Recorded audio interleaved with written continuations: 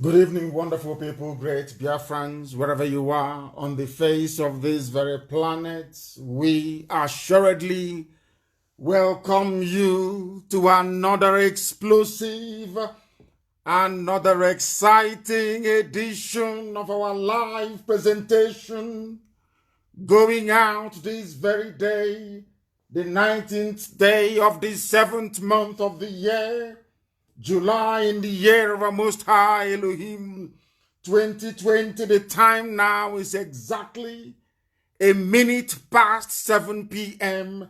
in the blessed land of Biafra. Regardless of where you are, what you're doing, we say good morning, good afternoon, good evening, and good night to some of you, because there is no other broadcaster that is indigenous to Africa that can boast of a coverage that is truly worldwide, that is truly global. Because across the 24 time zones of this very planet Earth, men, women, and children are listening to this wonderful broadcast. They have come that they may know the truth. They have come that they may become educated and enlightened. This is bar none the greatest university on the face of the earth. Friends of Biafra are listening. Lovers of freedom are listening. Even our enemies are coming to be educated. And I'm very, very happy and I'm very glad that even those in Calabar and its environs in Cross River State, Acom, going all the way into the blessed land of Ambazonia, they are all listening. Because CHK 102.1 FM is in Calabar as we speak. It is also in Acom, transmitting all the way into Ambazonia. We are unstoppable. There is no force on this very earth that is capable of even slowing us down. We have come to do the will of the Most High, the God Almighty in heaven, workers of iniquity, the children of perdition, those who were fathered by the Janjaweed before and during, even after the war. Those who have come to do the work of Lucifer. We welcome each and every one of you, because before your eyes, Biafra will be restored. And everything humanly possible is being done to ensure that that is the case. As I welcome you, I will ask you to welcome those who are around you. I have not forgotten the very wonderful work we are doing with Alemajiri and the Janjaweed. They too are more than welcome to join us to understand that has been hidden from them, because in the zoo, there is no history. In the zoo, the education system, exactly the same way their security architecture is no longer existent, is how it has precipitously collapsed. Only here on Radio Biafra is the truth being spoken. I say it with every assurance. I say it with every conviction. If you want to know the truth, you must listen to us. Everything else is hogwash. Everything else they tell you is bunkum. Here you get the truth, the whole truth, and nothing but the truth. We remain spotlessly clean, whiter than white and whiter than snow. That is why we possess the Midas touch. Anything we touch turns into gold. Everything we touch turns into gold. That is why we have placed the zoo where we want it to be. Of course, Chukwuka Biama has, not us. Or should I say, through the work that we are doing. The zoo is rocking. It is collapsing every blessed day. And I maintain that Asorok is still empty. There's nobody there. They can play all the games they like, but as long as you come with your pen and your paper and a bit of common sense with you, as long as the Janjaweed do not forget their slate and their chalk, as long as those of them who wish to learn do not forget their pencil and their writing material, then they are more than welcome to participate, because this evening you're going to learn that thing that is hidden from you, all those things they don't want you to know. Here you will learn all of them, because we are not going back, we don't understand what the word retreat means. Ever since we came to perform this very noble task we have been ordained by heaven to undertake, we have never taken a step backwards. It's only forward that we have been going. That is why those who are not able to be part of what we are doing, they are doing their damn best to ensure that they can become part of IPOB, but they can never be. Not now, not tomorrow, not ever. Because for you to be IPOB means you're chosen by God in heaven to carry out a work on this very earth. If you're not chosen from birth, you cannot be IPOB. My name is Nnamdi Kanu. I am the leader of this very global phenomenon, IPOB, the largest mass movement on the face of the earth. The only people who, without guns or bullets, managed to cripple the government of a contraption. So much so that today they have taken to childishness in order to try to curtail this very excellent work that we are doing. I am the director of Radio Biafra and Biafra Television and a very humble servant of the wonderful people of Biafra. We do not condone evil. We do not condone lies. We do not condone treachery. We do not condone sabotage. We do not condone those who we are fathered by the workers of iniquity. Here we are relentlessly marching towards Biafra restoration, and there is nothing anybody can do about it. It is a challenge to everyone. Sometimes we say it and they say we are arrogant. Of course we are not. It's a challenge to every idiot out there. If you think you can try. Try as much as you can. Do everything within your powers. Gossip your lives away all you care. We are unstoppable. One thing to wait here this year, and then you will know how serious we are. And there will be no pity. Sabo, oh, heaven forbid. There will be no pity. When the time comes, I didn't warn you. We must hand over our proceedings to the Most High as always. Because without God in heaven, we are nothing. Without Chukwokika Biama, IPOB cannot be where it is today. Without the creator of the heavens and the earth, I will not be alive today. Therefore, we must hand over our proceedings. I proudly proclaim it, that without God, there will be no Biafra. I told Ifeanyi Unebu, my friend, many years ago, nearly 15 years ago,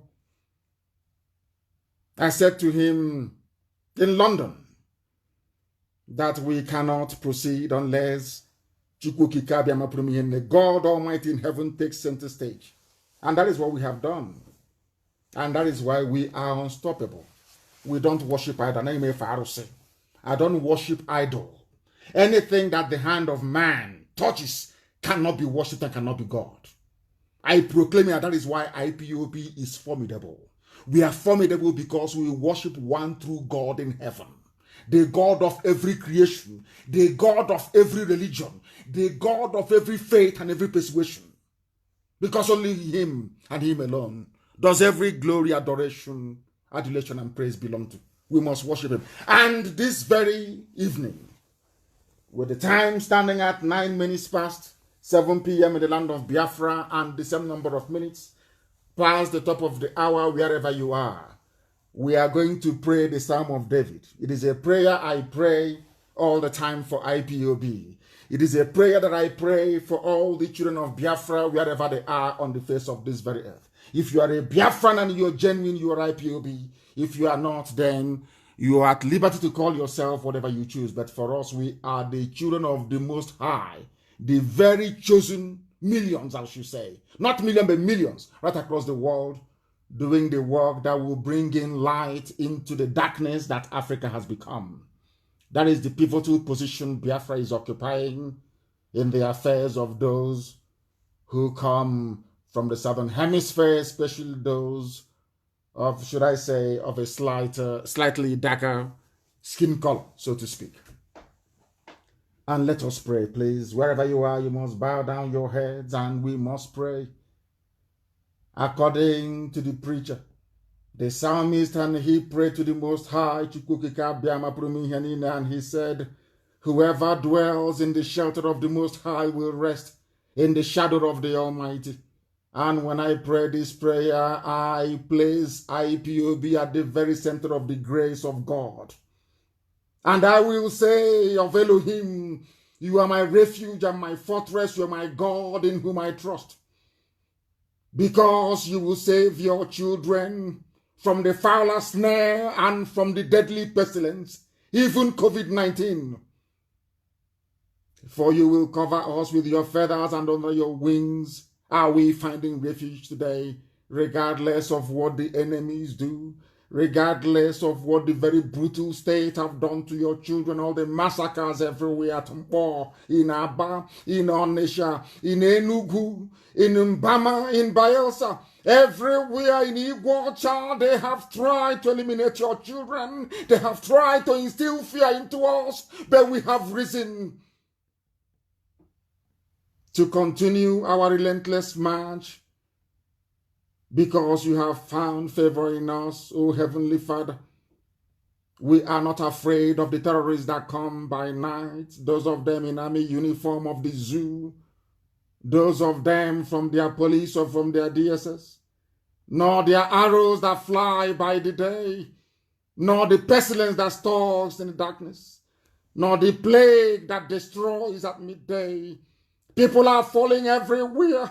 People are capitulating. They are joining the Janjaweed in the prolongation of their own subjugation. But we have remained this very IPOB, resolute and strong, unshakable, unbribable, unbuyable. That is why they fall by our right and our left. But nothing shall touch us, because we are observing with our own eyes the punishment that is being visited upon the wicked. For we will continue to say, the Lord is our refuge, and the Most High God Chukukika Biama is our dwelling place. No harm shall overcome us. No disaster shall come close to the tent of IPOB. For angels of heaven are under instructions to protect this very noble family and all that it represents, until Biafra is restored to the glory of the God in heaven, the Most High, the creator of the heavens and the earth, now and forevermore we pray. He said. As I said, those of you in Calabar, you are listening. Those in Acom, you are listening. Very shortly, we are going to restore our relay station in Warri as well. We are expanding. Even Abuja will hear from us very shortly. Everywhere you go, people will receive this very noble gospel without further hesitation. We are going to delve in directly to our presentation this very evening. I know that everybody is listening. Even people are hiding under the bed to listen. Some are in their wardrobe, some are in their cupboard, some are pretending they are watching something on YouTube. But of course, they should be listening to us, because this very evening, if you want to participate in what we are doing, you must go to my Facebook page at Mazi Nnamdi Kanu. If you go to any of our apps, you will be able to listen to us. We are also on YouTube. People are listening to us via satellite. Those of you with strong decoder, if you want to be a part of what we are doing, you're more than welcome to do so. But you must not be possessed of weak constitution, because here we tell you the truth the way it is, without fear nor favor. This very evening, I want to build a foundation upon which we are going to rest our gospel, so to speak. It is a news that we discovered, so to speak, or somebody brought to my attention from the BBC. It is the story about slavery, how a Biafran, the headline says, my Nigerian grandfather, or should I say great-grandfather, sold slaves. The reason why I have chosen this is because it is very simple. I want to let the world understand, and especially we black people from Africa, to know this. that we are going through the mess we are going through today, all the suffering, all the pain, all the poverty, all the hunger, all the deprivation, all the absence of infrastructure, because we want to go through all these difficulties. It is not the fault of the white man. I'm making it abundantly clear. According to this very, of course, coming from the BBC, you know, we are all slightly, should I say, we have our doubts about it. But what I want you to understand is that this very epistle from this lady is absolutely correct. We are the architect of our own problems. Therefore, what it means, therefore, is that for us to solve this very problem, we must also look inwards. Not externally, but inwards. All the problems afflicting us is our own making. If we want to get away from it, we must be able to look at ourselves and tell ourselves the truth. There is a debate going on all over the world about race relations, which is racism, colonialism, and slavery. Now, this is the headline from BBC, or should I say the subtext under their headline. Some of European and Americans who have made their fortunes in trading human beings have seen their legacies reassessed, their statues toppled, and their names removed from public buildings. In other words, white people in America, white people in Europe have visited everybody who had a hand in slavery. They've realized their mistakes, and they have done the noble thing by pulling down all the statues, by making sure that the buildings named after these dealers in human beings is torn down. But there is another side to it. Before the white man came, what was the behavior of your local village African? What were you doing with your own people? That tells you everything you need to know about who we are. And the reason why Radio Biafra came and IPOB is here today, for the world to understand that we have recognized that the problems that we are going through is not as a result of colonialism. It is not as a result of whatever a white man may have done. The difficulties we are facing, not just in Biafra land, not just in the wider Nigeria, not even in sub-Saharan Africa, is because of the way a black man reasons. That is all. Nothing more, nothing less. And over the years, the people that I call the neo-colonialists, they are the most horrible set of people ever. Those who are saying to us that our engineers cannot build bridges. For you to build a bridge, you have to go and bring Julius Berger from Germany. For you to build a road, you have to go to China to go and build a construction firm. Whereas there are graduates who are engineers at home from our own universities who cannot get a job to build the roads that we all need as a critical infrastructure for any society to function. I want people to understand this. The problem with Africa is this. If you continue to reason like a typical black person, there will never be any improvement in your lives. You need to change the way you reason. There was something we learned, something I learned personally from studying in Europe, in England for that matter. There is something they do very cleverly, and I want you to understand this. Do you know that coronavirus is rampaging the whole of America, destroying lives, laying cities to, should I say, communities to waste? People are dying every day. Everybody knows that that very virus came from a lab in Wuhan in China.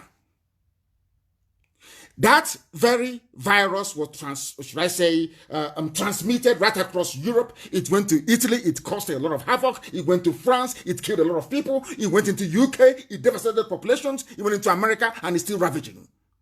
Do you know one thing I discovered about white people? Do you know in all these countries of Western Europe and North America, none of them has ever risen up to blame China? President Trump have said it now and again. But in the end, the people of America keep reminding him that you were ill-prepared. You didn't prepare very well for it. Do you see how white people reason? Although the virus emanated from China, they expect their governments to have done something about it. They don't expect the Chinese to save them. They expect their own government to save them. Now, compare that with how people reason in Africa, how we Africans reason. Whenever there is a problem, we look to blame an outsider. we never blame our own shortcomings, because Americans are saying to President Trump, the reason why we have CIA, we have Secret Service, we have all these people working and being paid through taxpayer money is for you to anticipate all these problems even before they get to us and to prepare to mitigate them. Do you understand? But in Africa, we never hold ourselves responsible for anything. And that is why we are suffering. That is why you see people all over the place not knowing their left from their right. We never blame ourselves for anything. Yes, racism is very bad. Slavery is very bad. All of these things are horrible. But ask yourself a very simple question. Who gave the white man the impetus to come to West Africa to offload our people? Literally, harvest us from our villages and take us to the Caribbean, to the Americas, to Europe, to become slaves to fellow human beings. Do you understand? Do you now follow? Now, listen very carefully. There is a Biafran journalist. Her name is Adobe Tricia Nwobani. She wrote about how her ancestors sold slaves. We sold our own people. People are wondering, why are we suffering? Why is there no light, no good roads, nothing seems to be functioning, no good hospitals? Every day is like a cursed day in our lives. There is no country in West Africa that is doing very well. People don't know where these problems are coming from. The problems are coming from the fact that you sold your own people to foreigners, to enslave them, to subjugate them. The same thing is happening today with the Efulefus and the traitors and the saboteurs. They keep selling their people. They are not content. They keep selling them. They keep undermining any effort that will bring about liberation. They're against it. These are the modern day slave traders that you have. But they don't have human beings to sell. If they did, they would have sold. All of us. This is our own making, not the making of the white man. Adobe Tricia Nwobani wrote a book. And in the extra, she said, my great-grandfather, Nwobani Ogogo Riako, was what I prefer to call a businessman from the Igbo ethnic group of southeastern Nigeria. He dealt in a number of goods, including tobacco and palm produce. He also sold human beings. Now, do you understand it? And I have said this thing to you before, even in the scriptures, because there is no family, there is nobody anywhere in Biafra land that doesn't anchor their faith on the existence and the benevolence of the Most High, that is a God in heaven. And they also know, a majority of them in this day and age, base their belief systems, or should I say their understanding of the mystery of God the Creator around the Torah, the Old Testament, and the New Testament. Put together, they call the Bible. Everybody believes in that. And if you go there into the Word of God, He has said it many, many times. You don't kidnap people, which was what we were doing and selling to white people. You don't sell your own people. It is very clearly written. In other words, we have broken the two cardinal rules that God gave to us that we shouldn't break. And that is why Africa is suffering. I want to start this evening by telling you that the problem that we have is in us. It is inside us as a people, as a race. And we must eradicate it. She wanted to say, my father had agents. They captured slaves. Kidnapping didn't start today. They captured slaves. They called them slaves. These are free people who went to the farm to go and farm. Somebody will come and grab them, tie them for a white man, and deliver to a white man and collect money. I want God to love you. Is that what you think? You want God to... The same thing that is happening today. The same thing that is happening today, there is no difference. They will sell you. They will do anything they can in order to get ahead in life. All they are looking for is money. They sold slaves through Calabar and Bonny, through Opobo. People from, listen carefully, she's correct. People from ethnic groups along the coast, such as the Efik and the Zon, usually acted as stiff doors which are, they come, the white man will meet them and say, I want you to be a middleman. I want you to start selling your people. They give them tobacco. They give them snuff. They give them a cigarette. They give them whiskey. And the business has begun. You now start to sell your own people. I am saying this for the whole world to understand that as you're blaming white people for slavery and tearing down the statutes of slave dealers and slave traders, you must not forget one simple fact. It was Africans that sold their own people before the white man came. Before the Europeans came, we used to sell to the Arabs. We used to sell to the Arabs. When that one closed, the Pope announced you can go to Africa and take slaves. They started coming to West Africa. And we obliged them. Dahomey was emptied. Badagry was emptied. Along the entire coast was emptied. All the way to Gabon. Emptied of our people. There are the blacks that are still being killed in America till this very day. That is the history of our people.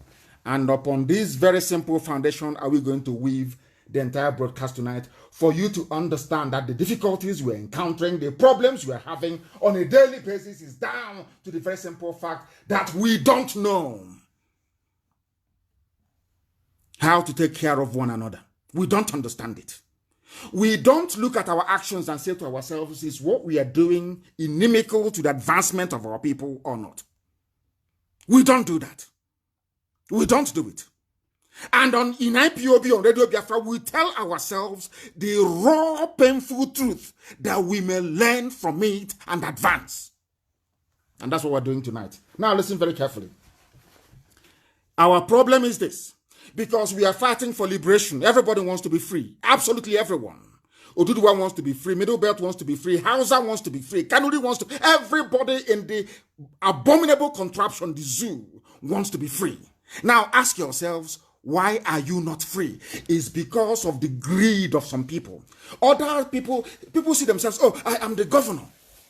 So if freedom for our people means that I will no longer be called Her Excellency or His Excellency, then to hell with freedom for everybody. This is a slave master. That is how they behave. Because I'm a senator. And if freedom means dissolving the whole of the zoo called Nigeria, if dissolving Nigeria will bring freedom to people, then I don't want that freedom. Because now is my turn. I'm going to be here for 8 years. I am a senator. I want to make that money that others have made before me. This is how they reason. I want the world to understand that even in a place like Nigeria, even in an abominable contraption that the white man created, the same white man that came to take you, created a nation for you and you accepted, the same people who are there today, they are the architect, they are their own worst enemies. That is how a black man reasons. When I say it, somebody wrote to me angrily and said, you are promoting white, supremacy. And I said, no, you are being very ignorant. I am telling you, can you fault anything I say? Forget about the delivery of the message. Can you fault anything I say? He told me, no, I cannot fault it. I said, then what is your problem? That is the thing about black people. They don't want to learn, correct their mistakes, and move on. I'm asking you, somebody said that I will not allow. I know that everybody, every pundit in the world, every commentator, every analyst, everybody knows that for there to be freedom for all, Nigeria has to fall. Nigeria has to fall. They know it. Once you dissolve the zoo, Nigeria, everybody will be free. They know it very well. Even a rat, a cockroach, Ochicha knows about this. Now ask yourself, why is that not happening? Because there are people with vested interests. Oh, you're telling me I'll be here and Nigeria will collapse. Once Nigeria collapses, that means I will no longer be making money. That means I may lose my house in Katsina. I'm an Igbo man. I'm in Sokoto. That means my shop. But in that his shop, he'll be there one day. He will be killed inside his shop. His neighbors have been killed. He can see it very clearly. Now, that is the way that black people reason. That is what we have come to do, to let them understand that if you continue to reason this way, there can never be any improvement in your life. Impossible. And they have their agents.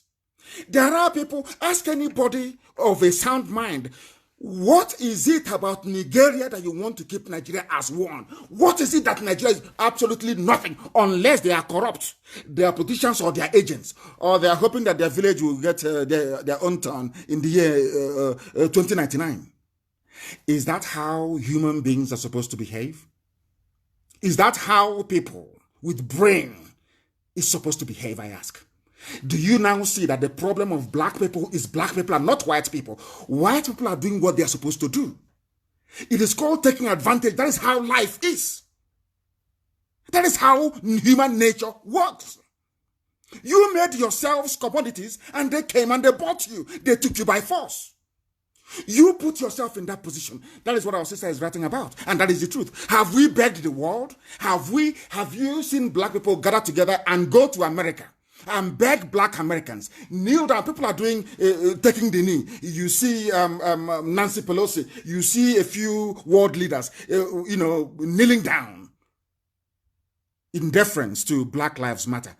The people, the real culprits, we Africans are the real criminals, the real culprits in this. Have we ever gone to America to say to Americans, please, black Americans, we are sorry for what our ancestors did. What they did is absolutely, is abominable, it is horrible, it is terrible. We've not done it.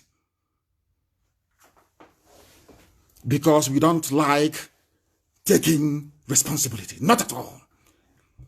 People, because of political ambition, you want to run for office. I had a lawyer once representing me when I was incarcerated. And they asked him, he said his business is not about if Nnamdi Kanu is out or not, or dies in prison. He wants to go and contest for House of Reps. And he used my name to get close to the governor of Enugu State so he can go and contest for House of Reps. Those are black people for you. That comes to what I want to preach tonight. The lack of consistency in black people. They never believe in one thing and believe in that thing. They keep going. They keep going no matter the obstacle. They keep going. After a while, they just fall by the wayside. Very fickle-minded, very feeble. We lack discipline. We lack discipline, and we lack dedicated focus. Why do you think IPOB is a phenomenon all over the world? Everybody talks about IPOB for good or for bad. It's up to them. But you must discuss us. You must talk about us. You must. Because we have a stranglehold over you. Do you know why? Do you know why you must discuss IPOB, Nnamdi Kanu, Biafra every day? Do you know why? Because we are resolutely dedicated to the pursuit of freedom for Biafra and for every other trapped ethnic nationality in the damnable Zoological Republic. And do you know the funniest thing? Is that the people we are fighting for, they know this. Even the Hausa man knows. If you ask him, a Hausa man will tell you, Nnamdi Kanu is fighting for me. IPOB is fighting. Somebody in Yobe will tell you something. Because they understand. They can look beyond all the noise, basically.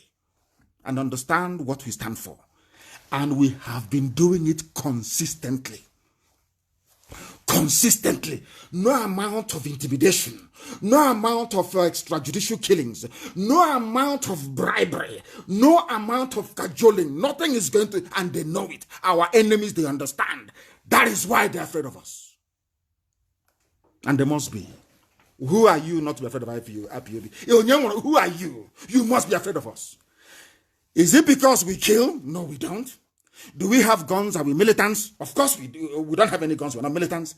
But ask yourself, why are they afraid of a group of people, a nation of unarmed people? Within it lies all the answer to your paranoia. Within it. We are not focused. We are easily distracted by rubbish. Every person rubbish. We get distracted by it. Churchill once said, and somebody posted it a few days ago, if you throw stone at every barking dog on your way to something very important, you will never get your destination. Every idiotic dog that comes out and barks, you respond. Every idiot that speaks, you respond. How can you be focused and focus on the enemy? That is what the enemy wants you to do, to become distracted. Our focus at all is Asorok. Our focus is the collapse of Asorok. You don't shake from it. You don't allow yourself to become diverted. You remain focused like a laser beam because it's empty. Empty. We must focus on that thing that we have come for, which is freedom. That is number one. Everything else is secondary and inconsequential. Some idiots, they thought my absence for a few days is an opportunity for them to showcase their stupidity and power-hungry tendencies. Let me see the idiot. I have come. Let me see the fool, or should I say fools? People who are not disciplined. Who are not disciplined. It's only in Africa you have somebody that a civilian president appointed or promoted him or her to a major general position, or maybe as a brigadier general. And after 2 days, they plot a coup. That is the idiotic thing about, that is the stupid thing about black people in Africa. We are so useless. We don't reason. That was why coup plotting became a craze in Africa. And a black man thinks, if I'm holding AK-47, I'm powerful, I can now rule everybody. They all went to school where a general will kneel down before a civilian president. They learned nothing. They will never learn anything.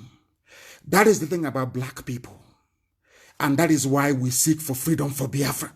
We want to build a nation that the world will look at and they will marvel. They will say, my goodness, we never thought that blacks can do such a thing.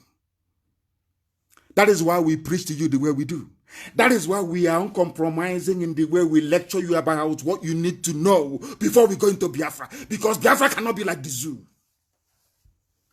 Our sister posted earlier today that even these days that men gossip more than women. I said, yes, when you're born under the bridge in Ojuelegba, what do you expect? Near a dustbin, a stinking dustbin. What do you expect? Those of us that grew up in the village, we have no time for such rubbish. No time for such nonsense. Who are you that will talk about you? It's only idiots that talk about human beings. Great people talk about ideas. That is what we are doing in IPOB. That idea is freedom for Biafra. Nothing else. If you stand in front of us, we will crush you completely and totally. Those in Oba, they ran away, didn't they? The so-called youths, one in a year, so they ran away. When IPOB came, just for burial, they ran away. And we'll catch them one by one. And we'll set example with them that other people may learn. That other fallen fathered bastards in our land, they will learn. I have given the order. An example will be set with Oba that others will learn. That next time when we speak, they listen. What happened yesterday was just a preamble.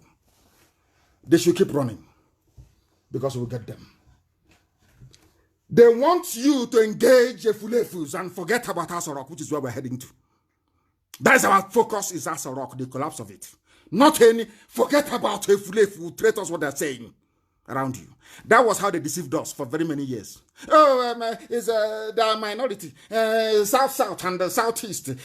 Southeast, Bendel. Bendel, Delta. Delta to Niger Delta. Nobody knows who or she is anymore. Any name they give you, you take.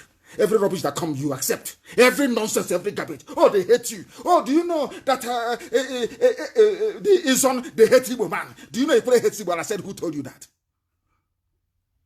Who told you?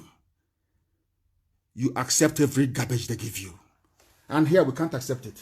Absolutely not. I grew up in the village, and everybody knows how much we hate EGG, housefly. You know how much we hate housefly, where we come from. EGG, everybody hates flies. We hate it. If you're eating and a fly perches on any part of your gari or apple, you quickly cut it out, or even rice. You take that bit that the fly perched on and you throw it away. I want you to listen to what I'm saying now very, very carefully about flies, because Sabo and traitors, they're like flies. Those who are just buzzing around, they're like flies. I want you to understand this very carefully. When you're eating in the village, or anywhere for that matter, and a fly perches on any part of your food, what do? You cut out that part of the food and throw it away because you feel it's contaminated. Yes? Good. But remember this. Despite this very fact that we don't want flies around us, Anytime a fly is as stupid as to fall into a keg or barrel of palm wine, what do? Do we throw the palm wine away? No.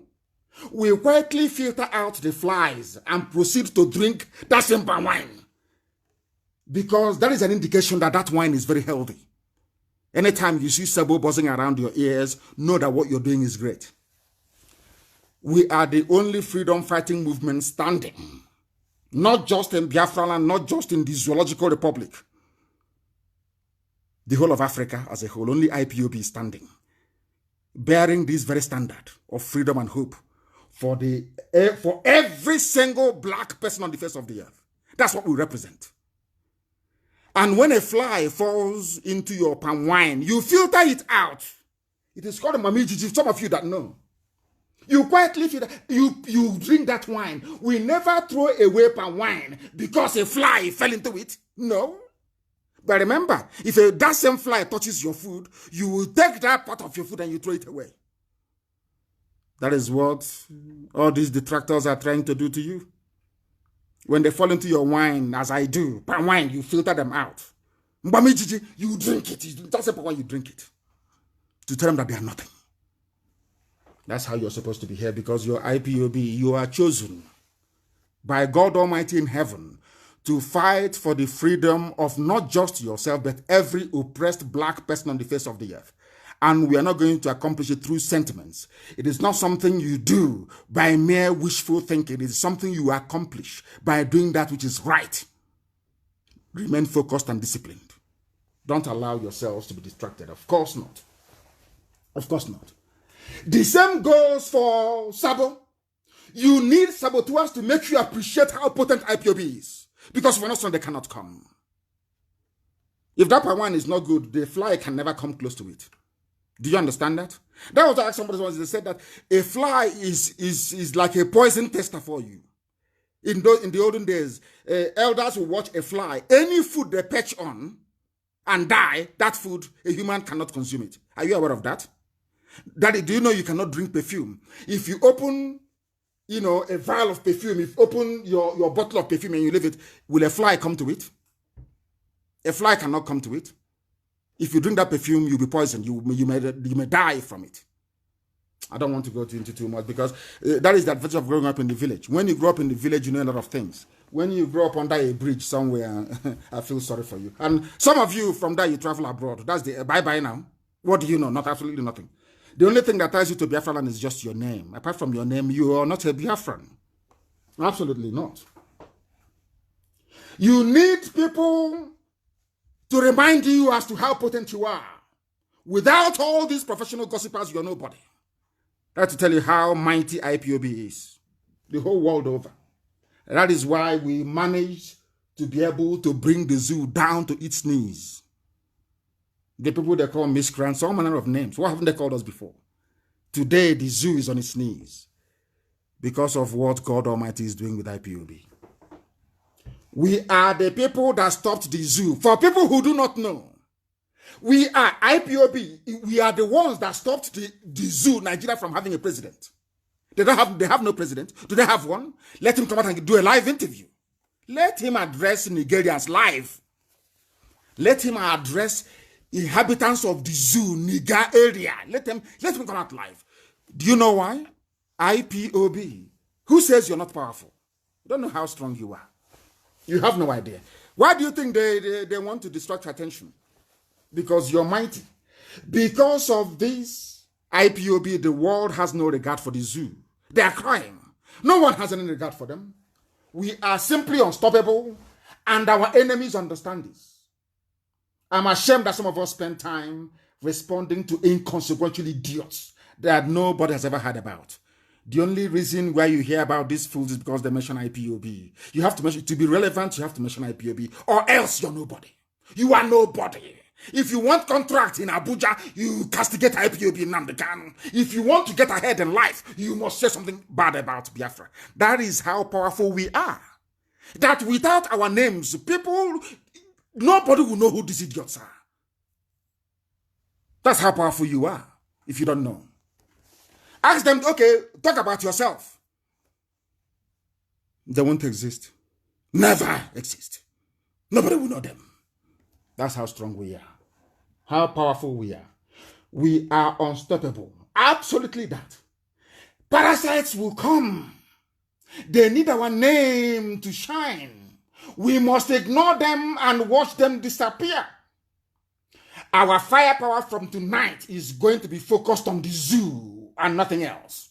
Some of you are foolishly engaging idiots that have no standing and no reckoning. Absolutely none whatsoever.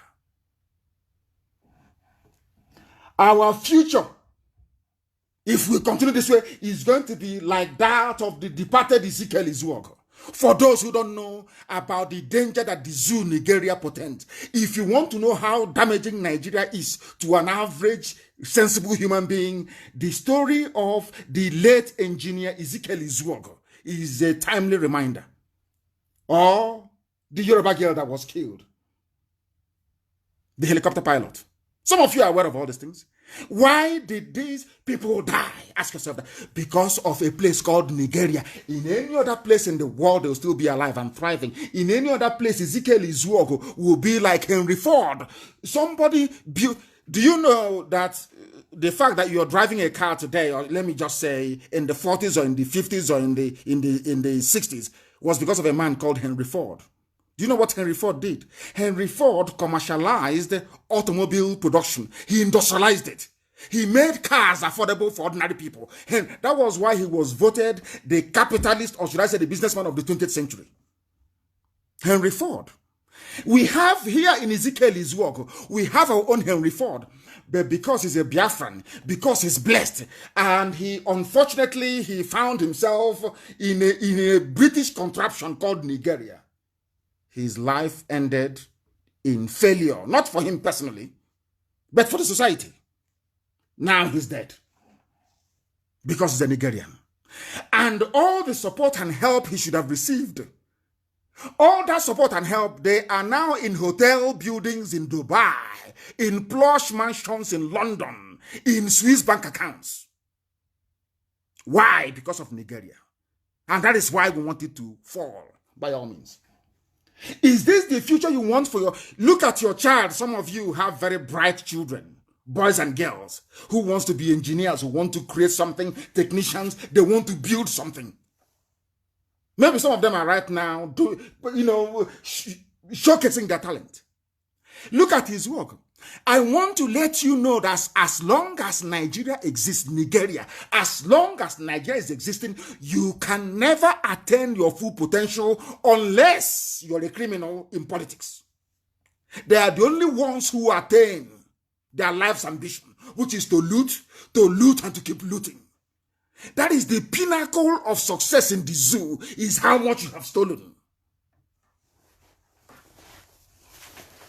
Ezekiel Izuogo is dead. Is that the future? This is a man that in any sane society, they would have nurtured him.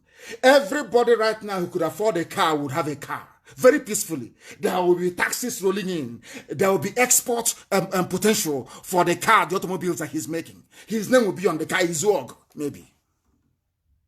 The white people, they had a man called Henry Ford. That man went on, even Daimler. Remember Daimler? In Daimler Benz, yes? These are human beings. They are not angels from heaven. They are fellow human beings. If you cut their skin, you see red blood coming out. In their own land, because they are white people, they appreciate something good. They were nurtured. Today, some of you ride a Ford pickup. You're having fun. But you have your own talent, your own engineer, your own God-given automobile expert. He died in regret, misery, and pain. And that is the type of country you want me to belong to? Hey, please, for goodness sake. If you want the future of your child to be like that of Ezekiel Izuogo, then all well and good. The ability to live as free men and women in a land where the Izuogos of this world can flourish and thrive is what we are pursuing. In Biafra land, every talent. You know, in the zoo, it's only their children of politicians. It's only their child that is good enough for anything, for scholarship or anything. How many times have they set up any kind of competition? Let's say science competition, to say the best science student will get scholarship to MIT. They will never do it. Is it that they don't have the money? Of course, the money is there. They are using it to go and buy mansions in Dubai. Is that the type of country you want? These are the type of people you want us to respect? Huh? My goodness. This is the type of country that Facebook is supporting. Facebook wants the zoo Nigeria to continue so that the suffering can continue. They are the real racists. These are the real neo-colonial people. Black people must reason. The likes of Trump telling you the truth, they are the ones that love you. Black people, we want people to massage our ego even when we are failing. Someone say, oh, you're doing very well. Oh, black and proud. You're very black and beautiful. All rubbish. Pure rubbish. It's not true. It's not true. And they know it's not true. Ezekiel Izok is dead. If had the US government frustrated Henry Ford the same way that Nigeria frustrated Ezekiel Izok because he's a Biafran, the history of mass production of automobile would have been different. White people nurture creativity. Black people, they kill it. I don't know where they get that. There is this wicked envy in a black man. There is this, I don't know, abundance of jealousy in a black man.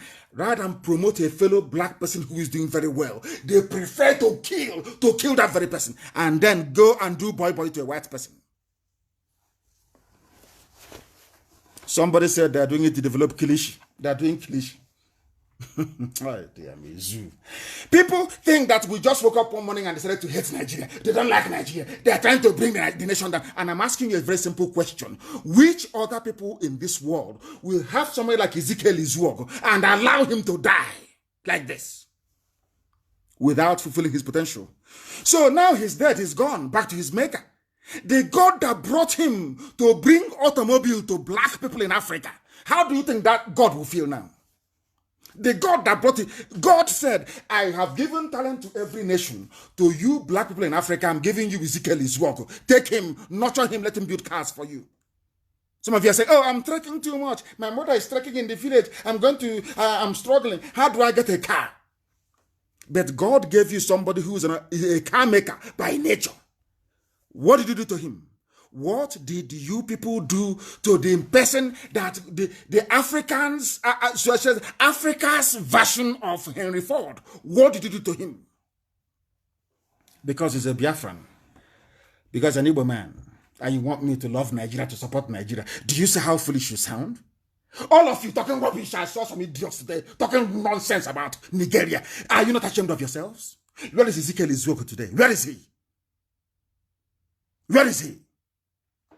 Nowhere to be found.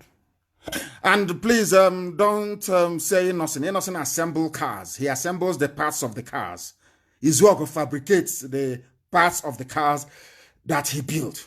The car that he built, he fabricated them. So there's a difference from car assembly to car maker. A car maker is not somebody who owns an assembly plant, no. He fabricated all the materials that he used. For your information, there is something satanic in the brain of certain, I will not say all, certain black people. Satan dwells in them. Satan dwells in them. And there's a good thing that they can't see Biafra, of course. They know they can't. So those of you who accuse me of promoting white supremacist agenda, you can now understand how foolish you sound and how foolish you are. Because I weep for your ignorance. To a typical black man, truth is always very bitter to swallow. I am delighted because this very evening, my voice is being heard across every major part of the world, including Efik and Ekom lands, and into Ambazonia, so they understand who their brothers are. Because I foresee in the future that Ambazonia and Biafra will go into some kind of an alliance and federation, because we are the same people. The gospel of truth must be preached regardless of who gets upset or who gets wound up in the process. See, they're irrelevant to us. Absolutely irrelevant to us.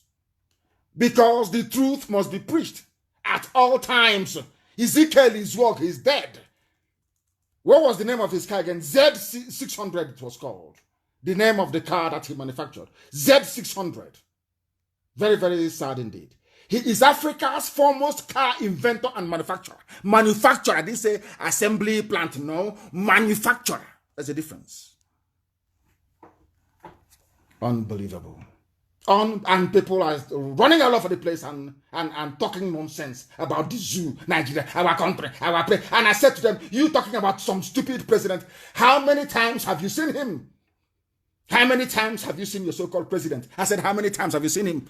How many times has he addressed you live? COVID-19 is ravaging the whole world. How many times has he come out live to preach, to speak, to talk to you? None. That means there is nobody there. But you are blinded by ignorance and the damnation from Satan that you cannot see. You are blind, you cannot see. Zoo animals. You cannot reason, you cannot see. The same garbage every blessed day. Who would want their daughter to enroll in an army where Boko Haram recruits are the officers? I ask you, because there is a Yoruba girl that was killed in the military barracks, killed. You see, there is something I don't understand about black people in this UG, especially people in the zoo, Nigeria. How do you people actually, there's something called rationalization, the process of reasoning, being able to chew through ideas and come out with something that is sensible or something meaningful. Boko Haram is against women going to school. Boko Haram is against women becoming teachers and doctors and nurses and even talk less of being a helicopter pilot. And in that same environment, these Boko Haram people are being recruited into the army where you have a young Yoruba girl, a helicopter pilot. I want you to understand this very clearly. Look at how Zoo people reason. The same, why is it that Boko Haram and ISWAP, why are they fighting? They want Islamic rule. And in Islam, in their own version of Islam, so to speak, are women allowed to become helicopter pilots? The answer is no. Then why are you recruiting Boko Haram into the army where you have female pilots and female officers? Simple question. Can you answer it? No, of course you can't. You're a zoo animal. Nigeria. What do you know? Your brains are empty. What is wrong with you people that common sense eludes you Nigerians? Nigerians, you people cannot reason. You can't. Oh my goodness me. Why can't you people reason by understanding that only Biafra can set all of you free? Do you think we are doing what we are doing just for ourselves? We want everybody to be free. Absolutely everybody. Not just Biafrans. We want to set everybody free. Up to and even including Janjaweed. We want people to be free. You cannot become free unless the zoo is down. Unless Nigeria ceases to exist. As long as Nigeria, that's the proper pronunciation, not Nigeria is the phone, Nigeria. It sounds a bit, okay. The proper name is Nigeria. If you go to Germany, give anybody in Germany, give a German your passport and say, please, where do you think I come from? He will call you Nigeria. You're Nigerian. A nigger from a nigger area. That is who you are. Double nigger. That's who you are. That's why you have, in the original pronunciation, you have double G. In the original spelling, double G, double nigger from a nigger area. A Yoruba girl was killed. We will talk about this thing now, and it will become a social media phenomenon for a few days, and after that, we all forget. Typical black people, that's how we are. After a few days, we all forget. We all forget. The death of Tolupe Arotile was not an accident. She was murdered. She was killed. An army officer, Yoruba girl, a mathematician. That in any other place in the world, she will be somewhere receiving government grant and, trying to find solution to the power shortage. She is a mathematician. Everything in life is mathematics, if you know that. But that will be a topic for another day. She was killed because of her audacity to conduct successful combat missions against Boko Haram. I've told you before, they believe in their own warped kind of Islam, that if you're killed by a woman, you cannot meet 72 virgins in heaven. You cannot go to heaven. If you're a man and you're killed by a woman, your life is, in fact, you will spend eternity in purgatory. Here you have a Yoruba girl recruited into the army to fight terrorists and bandits. Instead, she was killed in the barracks by those who are sympathetic to the ideals and ideas and philosophy and mindset of terrorists. I want people to understand it and digest it very well. She was killed. This Yoruba girl was murdered because she had the audacity to go into an aircraft to go and be unleashing bombs on men. That's why they killed her. Do you understand? Are you still a proud Nigerian? Are you still proud of Nigeria? She wasn't killed in the battlefield. No, not at all. She was killed in the barracks. Do you know what that means? You people, I feel sorry. I don't know what is wrong with black people. Why can't we reason? You have a Boko Haram, you have a terrorist group with a very warped mindset about the position of women in a society. And you're recruiting those people into the army. And in that army that you're recruiting these terrorists into, you have women who are serving. And you're telling me that people are sensible, that they're reasonable? Is that what you're telling me? She's dead. All they will do, maybe they'll give the parents her salary for 2 months, probably around 80,000 naira, less than 200 pounds. They'll give that to the family. People will say, oh, we are sorry, we are going to investigate all these things, and nobody does nothing. It's over. She's dead. All the money, even the salary they have paid her is not enough to cover her school fees at secondary school level. So the parents gave birth to this girl, trained her. She's a mathematician, very, very bright and intelligent. And her life just ended like that. I know she signed up as a soldier. She may die in combat, yes, but not to be killed in the barracks. That's what happened to her. Go and tell her parents about one Nigeria and see what they will do to you. This is the zoo. In a country, the people she's fighting, their comrades are her fellow officers in the army. Do you understand? Because she's serving alongside the so-called repentant Boko Haram. And you're going out and you're killing their comrades and you think they'll be happy? Of course not. They'll kill you. And that's what they have done. They've killed her. And the zoo, as usual, what will happen? Nothing. They will say there's an inquiry. We've set up an inquiry. We are going to get to the bottom of this, and nothing happened. Nothing will ever happen. Absolutely nothing will happen. That is how the zoo operates. And that is why we hate them with a passion. And as this evil is happening every blessed day, that is one thing about Nigerians I don't understand. God created human beings to have brain, to be able to reason. And I keep every day as I wake up, when I see the behavior of black people, I keep asking myself, is it, God, are you sure that there was no mistake somewhere? Your God did not make mistakes, we know that. But are you sure that there's something didn't go wrong somewhere? Do you know that this situation of insecurity in the zoo is so bad that today, explosion killed 7 children. 7. Sorry, I want to be factually correct. Absolutely correct. It was reported yesterday. It happened yesterday. Explosion killed 7 children. If this thing were to happen anywhere else in the world apart from the zoo, believe you me, CNN, BBC, everybody, Al Jazeera, it will be everywhere.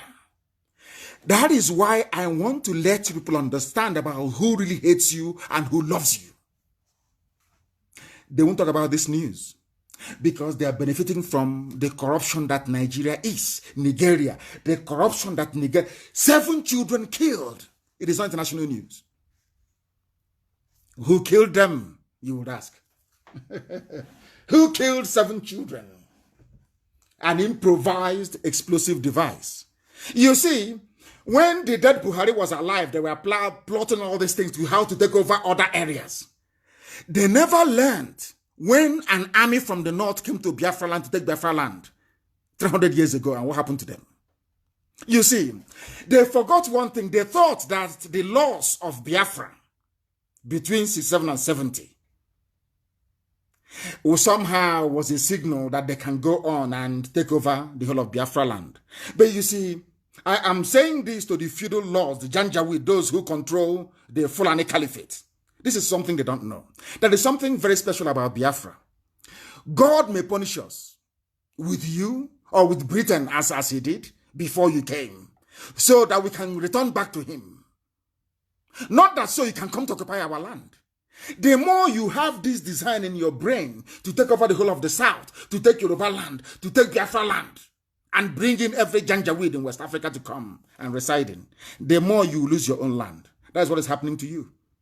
You have come to kill other people, but there are those you left behind who are now killing your own children. It's happening in Katsina, the state where the dead Buhari, I said dead, late dead Buhari comes from. Any idiot telling you otherwise is deceiving you. They know Buhari is dead. They're all covering it out of shame. So they will not say, oh, Nnamdi Kanu was right. That's all. That is all. They know Buhari. Everybody knows. Who doesn't know that? That the mass murderer is dead. Today, 7 children are dead in his hometown. And you're telling me that the old Buhari will be there and he will not say anything? 7 children killed in his own hometown. You people are truly daft. You Nigerians, you niggers from the zoo, you are truly, truly daft. Daft beyond recognition. Daft. 7 children are dead. And Nigeria, let's make it better. The people are dying every day. The young pilot is dead. Helicopter is dead. Your soldiers are being slaughtered in Boko Haram territories. Bandits are ravaging you every day. Fulani terrorists, Mieti allies everywhere, killing you, taking over your land. And you have the temerity to wake up and say, Nigeria, we will fix it if we restructure it, if we do this, if we, our governors. You people are, you have abandoned the real issue. There is a saying where I come from, in the village. You abandon the main problem itself, which is that as long as the zoo, Nigeria, remains one, you will die. You will perish. You will die. Your children will die. Your fathers will die. Your mothers will die. Your uncles will die. And nothing will be done about it. The sooner you realize that, the better for everybody. And then you work towards dismantling it. 7 children dead. Tolulope Arotile, dead. Izuogo, dead. In the zoo. Nobody is reaching their potential. Only looters and criminals. Only criminals in political office. Only them attain the height of their profession. Every other person is suffering. And you wake up in the morning and you go to a television station. Nigeria, I believe in multi-diversity, in multiculturalism, talking garbage and trash that you don't know about. That's how foolish some of you are. How daft some of you are. And you claim you went to school. What sort of school is that you went to? What sort of school? 7 children are dead. It doesn't touch you. It doesn't affect you because they're not your children. You don't care. That is that wickedness in a black man that is keeping Africa in perpetual poverty. There is this wickedness in a black man. Wickedness and evil. Evil. 7 children dead. Children, not adolescents, not teenagers. Children dead. You're not moved. You're a black man or black woman. You're not touched. How evil can you people get? How horrible. If you don't destroy Nigeria, Nigeria will destroy all of you. Let me tell everything I tell you, write it down and the date down.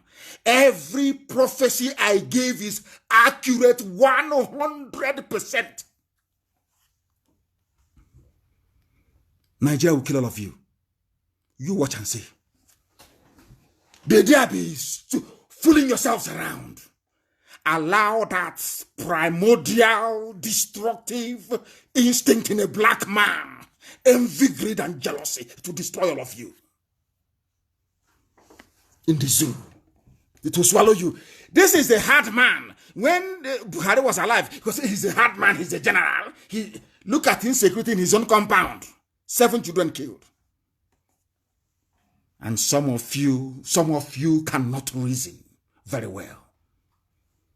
Because to you, the little envy inside you is more important than you express it. It's more important for you to express your envious nature than to fight the evil that is in front of you. Hopeless people everywhere. Is that over? That's in Katsina. Let us go to Kanu. State by state, in the zoo. What is happening in Kanu? Bandits stormed the home in Kanu of a lawmaker, and the 17-year-old daughter is gone. Do you think he's going to see the daughter again? It's in Kanu. They are the one Nigeria people. Let's have one Nigeria. They don't know that if you have an Arewa nation or a Hausa people are big enough to be a nation of their own, do you think this nonsense will happen? Of course not. Of course not. Because you've allowed everybody to pick up AK-47. Nobody's complaining, oh no. But watch the day now that IPOB will come out to defend our land. You will see them, their mouth will start running like a broken tap. You say in the north, 17-year-old girl gone from the home of a lawmaker. I still want Nigeria, yes? You love Nigeria, don't you? The girl is gone, never to come back. Like Leah, they're gone, she's gone. She'll give birth to offsprings of terrorists for the rest of her life. 17 years. She's too old. By this time next year, she'll give birth to the first child. You love one Nigeria, don't you? Do you see how foolish all of you are? Do you see how daft all of you are? One Nigerian is. It's how foolish you are.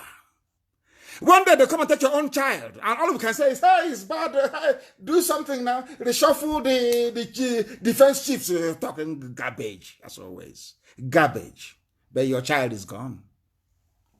That is the thing that's the big difference between white people and black people. Whites will sit down, analyze. They will not bother with the symptoms. They go to the root of the problem and they will solve it. But in this UG black, hey, he's bad. Nothing person no go see for this country, and that's the end of it. And they are gone back to their gossipy old ways. Gossipy old ways. Useless set of people. Sometimes I ask God why he created black people. I'm telling you, we're useless and hopeless. You don't reason. Little girls blown to bits, dead. In neighboring Kanu State, a girl in her father's house, a little girl, 17 years old, in her father's house, Fulani, Miyet Yala came there and kidnapped her. And some of you wake up to open your useless thinking mouths to say, Nigeria, one Nigeria, we want Nigeria as a country. You are useless. Useless beyond redemption. I feel for the family and I feel for the little girl. I feel for them, honestly speaking. It's very, very, very, very sad. And I don't know where, people that wake up in the morning to talk about Nigeria, what type of God made you people? If you come out and say, I believe in Nigeria, I'm asking you, what type of Satan, not God, what type of Satan created you? Another news is coming. Somebody said, not me. No, all I'm telling you is what zoo newspapers are reporting, not me. Patriotic soldiers are being killed off by their own colleagues in the north. Who are those their colleagues? Are they not the Boko Haram that you brought into the army? Do you see how foolish Nigerians and Nigeria, all of you, do you see how useless you are? I want to prove it, how useless you are. Your soldiers are fighting those you claim are terrorists, of course, financed by Fulani people. It was Buhari and his group, when he was alive, that said Boko Haram. They didn't fall from heaven. He said an attack against Boko Haram is an attack against the North. It is the truth. They've gone and they've removed it from search engines, but it's the truth. We still have the picture, the headline from this day newspaper. You went, they deployed you to Maiduguri to go and fight Boko Haram, and you went into battle with them. You killed some, they killed some of you. You captured some of them as prisoners of war. And instead of actually dealing with them or holding them until the war is over, you now release them prematurely and recruit them into the army. They now join you to go and fight their colleagues. Are you mad? Do you see how foolish Nigeria is? Are you sick in the brain? That is why this soldier is saying that those of us who are patriotic, we are being killed by our fellow soldiers in the army.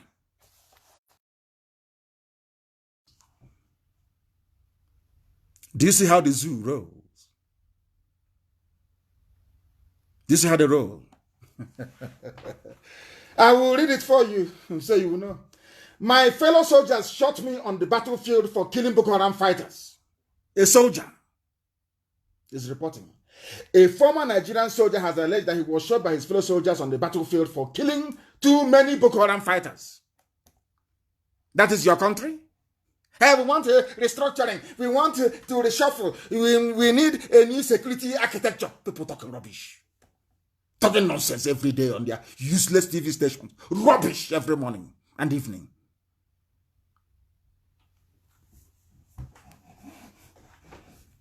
That is what they do. They never ever address the issues. Why are you recruiting terrorists into the army? Nobody can answer that. Nobody can. They've been saying they can be president if they want to be. That is how they are. Zoo for you. Zoological Republic. Because when you see a black person and you feel that they are reasonable and they're educated, they are polished, they're enlightened, as soon as you begin to engage them in a conversation, you become disappointed. You notice how empty and vacuous they are. Black people, there is something wrong with a lot of them. Something fundamentally wrong with their reasoning process. I'm telling you the truth. And as this whole nonsense is going on, the colonization agenda is gathering momentum. It doesn't matter how much they loot. It doesn't matter how much they steal from you. Their agenda is still going on. The agenda is still going on in the zoo. Zoo animals. The agenda is still on. And what is the agenda? I'm going to please publish the list of all retired, those who have retired a few days ago. 90% of them are Southerners. Those of them that voted for APC from the West, this is your handiwork. Well done. Oh. They retired, many of them. Major General Ude, Ilo, Ijoma, Ejimai, Akem, Atewe, Wiwa, Ali, Kole Osong, Aliyu, Agachi, Okonkwo. These are Brigadier General Okonkwo retired. Brigadier General Ogidi retired. All retired from the army. They are preparing for complete takeover and onslaught. We know about all these things. But what are we doing about it? The zoo is there. Zoological Republic is still there. You will see people that come, hey, let's do our nation, 2023, who is going to be the president? And I wonder what type of planet these people are inhabiting. Look at your zoo. All your generals are being retired from the army. All of them. Look at the list. Is there. Please, Amaka, try and publish it. The list is here for all to see. Everybody. Wankwo, Nicholas Achinze. That was the Dasukism ADC. Colonel, retired. All of them. Oh, very, very sad indeed. These are people that spent decades deceiving everybody, that Biafra is a bad thing, Igbo man is out to dominate everybody. Today, they are not only dominating you, they are also killing you on top of it. That is Fulani for you. They spent years deceiving all of you. Bendel, Niger Delta, South, Midwest, Upper West, Middle Belt, gerrymandering and cutting people up into pieces, whereas they are busy planning. Every day they are planning every how to take you over. And those of us, so I will say those of us from the South, because that's been a development, I'll talk about that later on. Those of us from the South, always messing about and, of course, allowing our envious nature to get the best part of us. Here it is now. Who is going to save you? This Fulani presidency, they have, as somebody said, they have serially, deceitfully, and masterfully completed the configuration of the entire zoo security structure.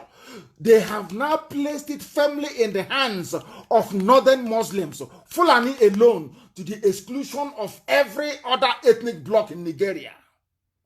Yet, people that went to school cannot see this as a problem. They don't see it as a problem. That is how sad they are. Now, let me tell you something that you don't know. Can you imagine this being Jonathan's administration? Hey, by now, every Biafran in the north would have been beheaded by now. Let me call them out for you so you know. Those who are responsible for the mess in the zoo and why they placed their men in all key positions. Chief of Army Staff is from the north, Muslim. Fulani, forget Hausa Fulani. There is nothing like Hausa Fulani. Hausa Fulani people are vassals to the Fulani people. If Hausa is vassal to the Fulani, they are nothing. Please, don't say Hausa Fulani is Fulani. Police Inspector General of Police, Police IG, Northern, Muslim, Fulani. Minister for Defense, Northern, Muslim, Fulani. Minister for, these are heavy portfolios. Minister for Internal Affairs, Northern, Muslim, Fulani. National Security Advisor, Northern, Muslim, Fulani. DSS, DG DSS, that's Director General of DSS, the Secret Police, Northern, Muslim, Fulani. The Chief of Staff, Northern, Muslim, Fulani. ADC to President, Northern, Muslim, Fulani. The Chief Security Officer to President, Northern, Muslim, Fulani. Protocol to President, Northern, Muslim, Fulani. Private Secretary to the President, Northern, Muslim, Fulani. DG Customs, Northern, Muslim, Fulani. DG EFCC, the one they've just suspended, Northern, Muslim, Fulani. DG Nigeria Prisons, Northern, Muslim, Fulani. DG Immigration, Northern, Muslim, Fulani. Minister for Petroleum, Northern, Muslim, Fulani. Minister for FCT, Northern, Muslim, Fulani. And you are still in one Nigeria, yes? Are you all part of the same one Nigeria? Funny, foolish people. You're not only funny, but you're very foolish. You Nigerians, nigger people. You're not only funny, you're very, very foolish. Look at it. If this had been Jonathan's administration or Obasanjo, hey, you won't come outside the next day. But here you are. And people are defending this. People are defending this. Oh, black people on this UG. Black. Let me tell you something, please. Amaka also published this very one. There was an intercepted telegram. The M branch, our own IPOB intelligence, the very best there is. It's just because we don't have a state. The very best, I tell you. We intercepted a secure communication between an army officer in the field and the zoo defense headquarters over the mess going on in the Fulani-controlled north, in the phony war against Fulani terrorism. It's not Boko Haram or ISO, it is Fulani terrorism. That's what you're fighting, Fulani terrorism. Fulani corrupt feudal lords fighting Fulani terrorism, they themselves created. That's what's happening. They say our army is in the northwest fighting insurgency. No. Who created the insurgency? Fulani. Who are the insurgents of Fulani? Who are the terrorists of Fulani Muslims? That's who they are. And who are the ones fighting them? Okay, Fulani officers, but with southern recruits, the ones who are being killed. This is a letter. I will try to read this letter verbatim. Please, Amaka, publish it. It's a highly classified document. I think they'll be wondering, they shouldn't wonder anymore. I know what happens inside Asorok. Is it defense headquarters that I will not know? I know everything. We know everything. Listen. Sir, this is a communication from an officer in the field to defense headquarters in Abuja. From Maiduguri to Abuja. Listen very carefully, please. Sir, terrorist ambush. You know, it's a telegram. That's a full stop. At about 0714 071410A. That's what they, Army code. July 20. Troops of Sector 2 were ambushed by suspected terrorists at Bula Bulin in Damboa local government area. Full stop. 2X, which is 2 teams of reinforcement, were dispatched to the scene. Full stop. The first team confirmed the details at the scene, while the second team linked up and returned to the camp. Own Kaz, that's Chief of Army Staff, OWN, killed in action 23 soldiers. Wounded in action, 1 times 2 soldiers, whatever that means. Missing in action, unconfirmed. Many of them are missing, taken prisoner or taken hostage by Boko Haram. However, the WIA, wounded in action, WIA, are currently being stabilized at the brigade FDAMB. I don't know what that means. Brigade FBAMB. We will need to analyze this more. While some are those who are seriously injured are undergoing operations. Further details later. Now, number 2. The army is now, according to the telegram, advancing into the Timbuktu Triangle. He's saying advance into the Timbuktu Triangle is becoming cumbersome now that the rain is at top gear. It's rainy season there as well. Rain is falling there. Coincidentally, terrorist elements have reinforced their defenses to halt the advance and any army incursions into the area. Unfortunately, troops ambushed by daylight shows the level of preparation by ISWA. No longer Boko Haram. Listen carefully. They lie to you always. They tell it is Boko Haram they are fighting. No, they are fighting ISWA. And who is ISWA? ISWA is al-Badawi, the son of the Boko Haram founder and leader, the dead Muhammad Yusuf. This was the boy, this same boy was going to court the same time that I was going to court.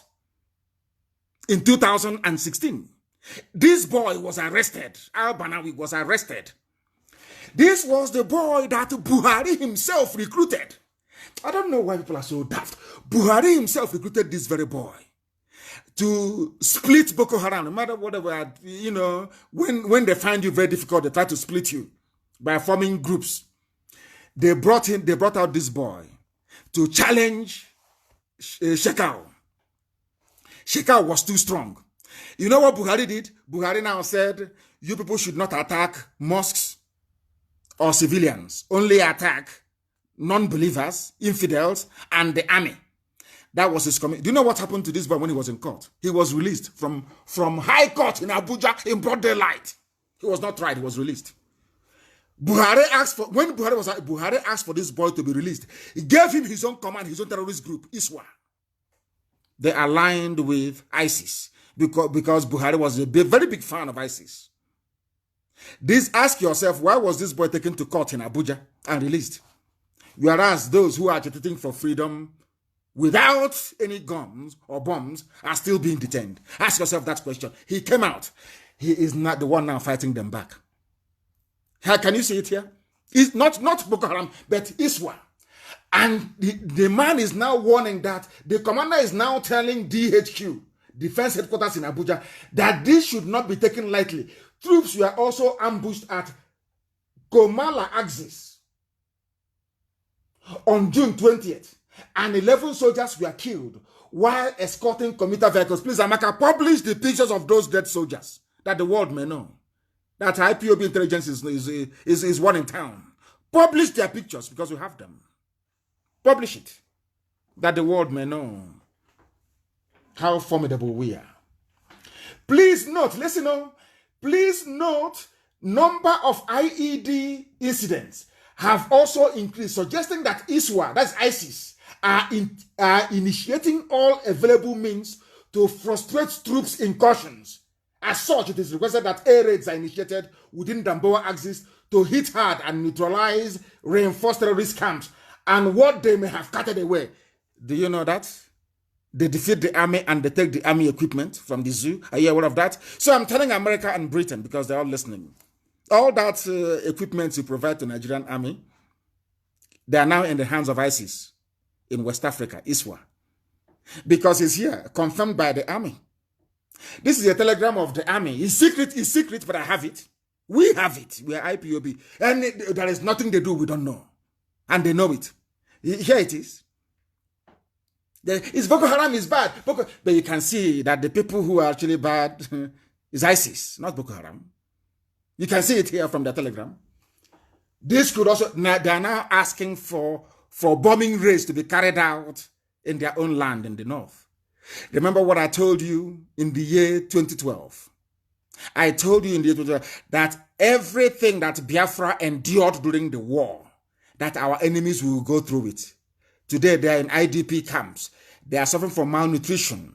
They are being raped. They are women in IDP camps, yes?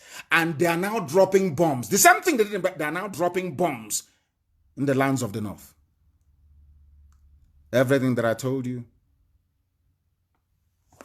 Everything that I told you about. And he said, number 3, respectfully forwarded for your information and necessary action, sir. This is from the battlefield to defense headquarters. And we intercepted it. We have their pictures and we have this very telegram as well. Or should I say a dispatch. And if you add to all this nonsense you have seen, Fulani at the helm of every security outfit, yet look at the scale of insecurity. And Britain is not talking.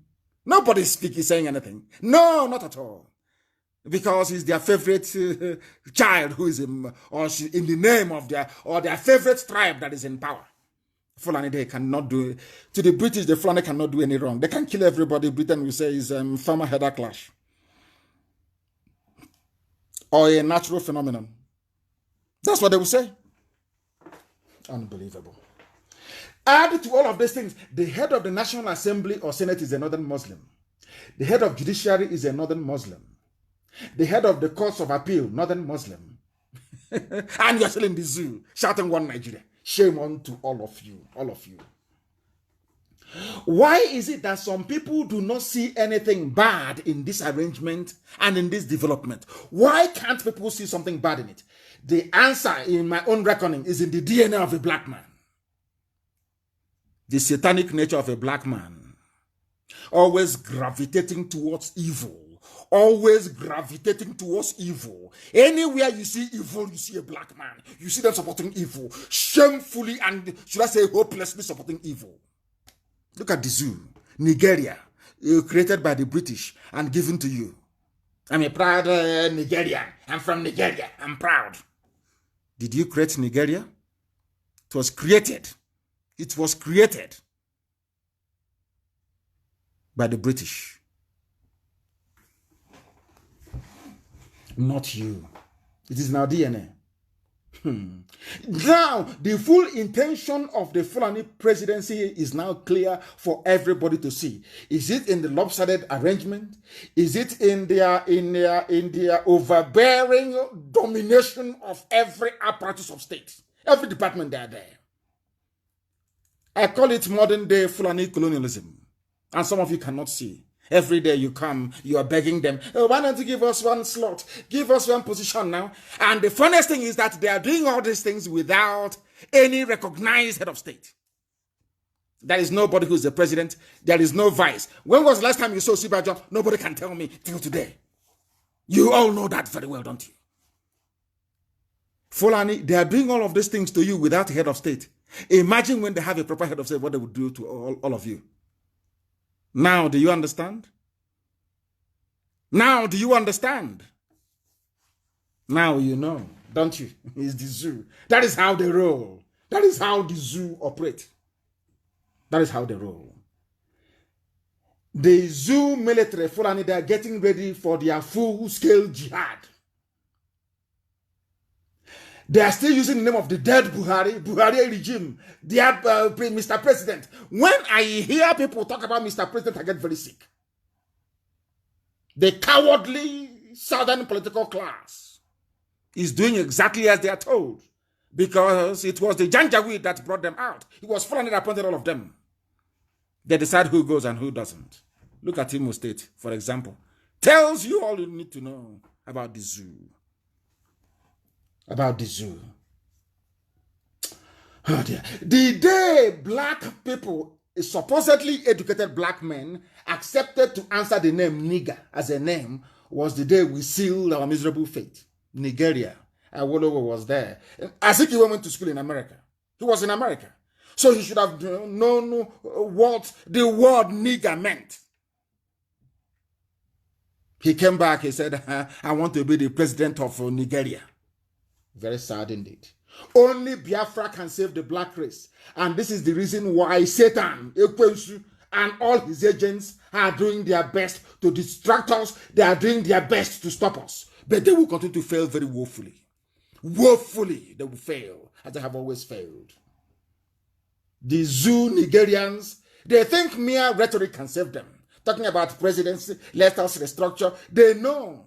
They have conveniently forgotten that this rogue Fulani regime means evil for everybody.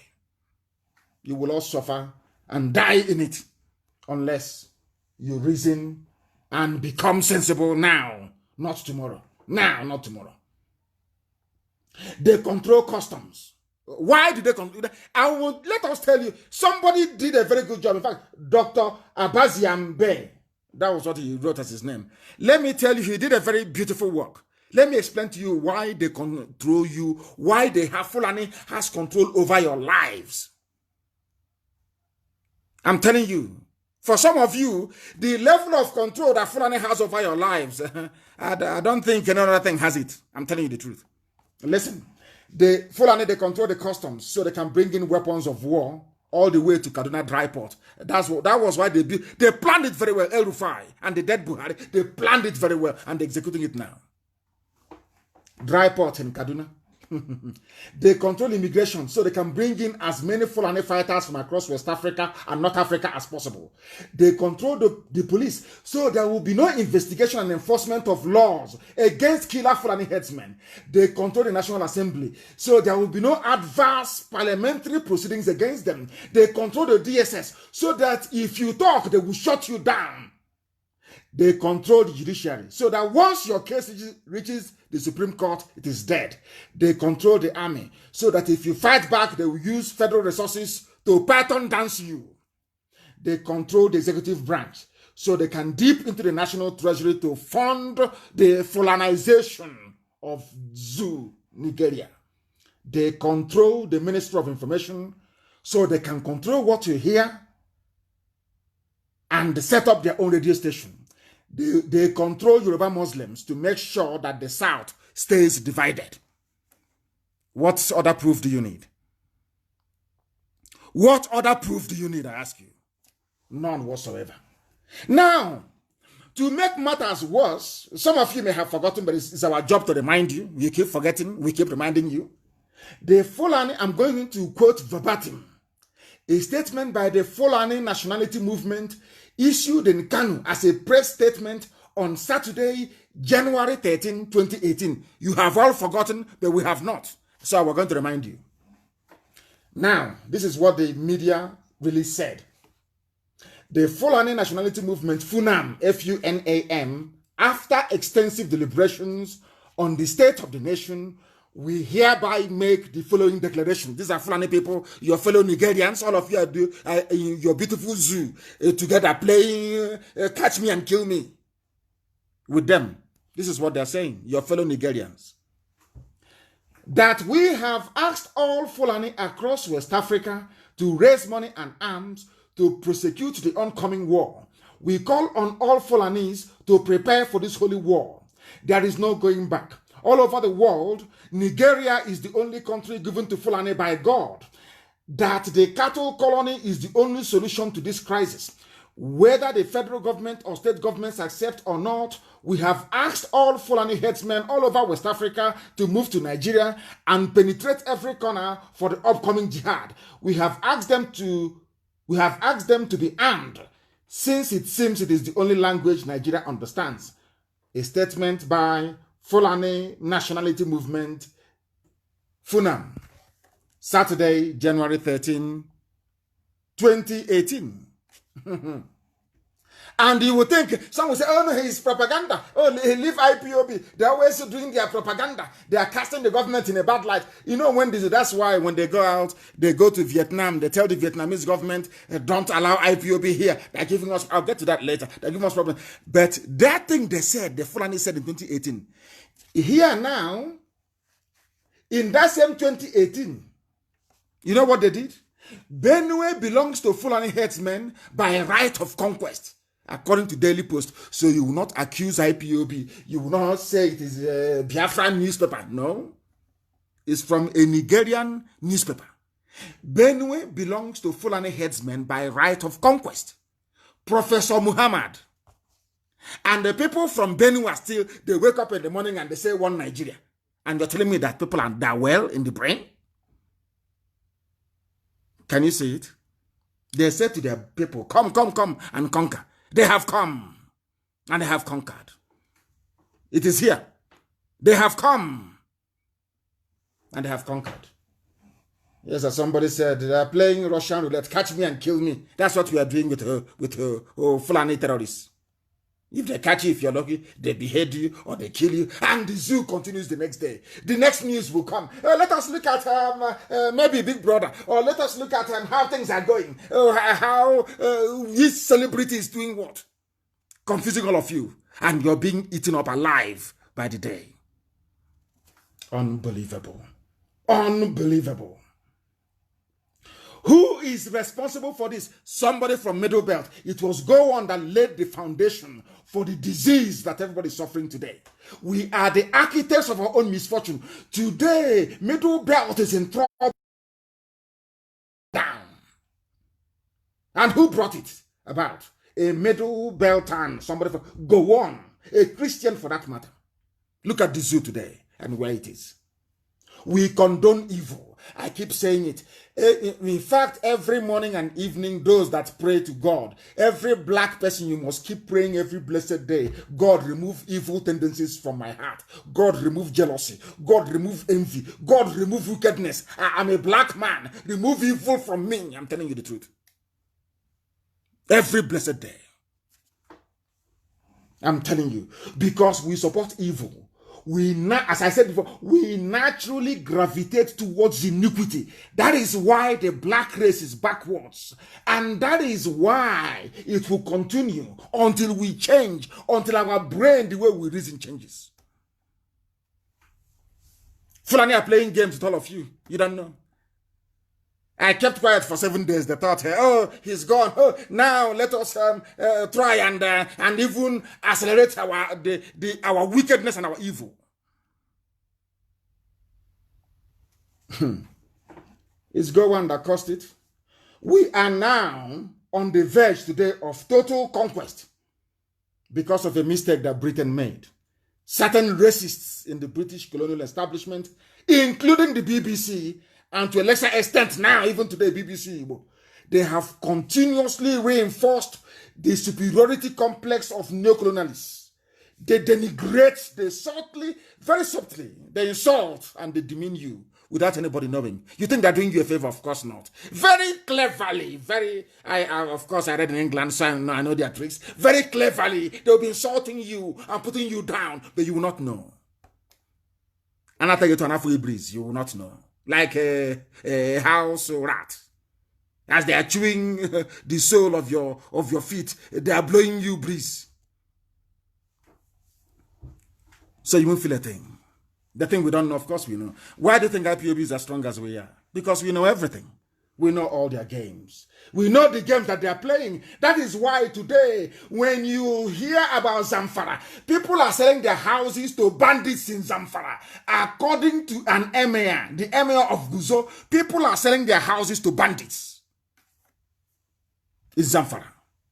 Bandits are now landlords. Who are bandits? These are Fulani terrorists from Mauritania, from Mali. Just name it, from everywhere they have come.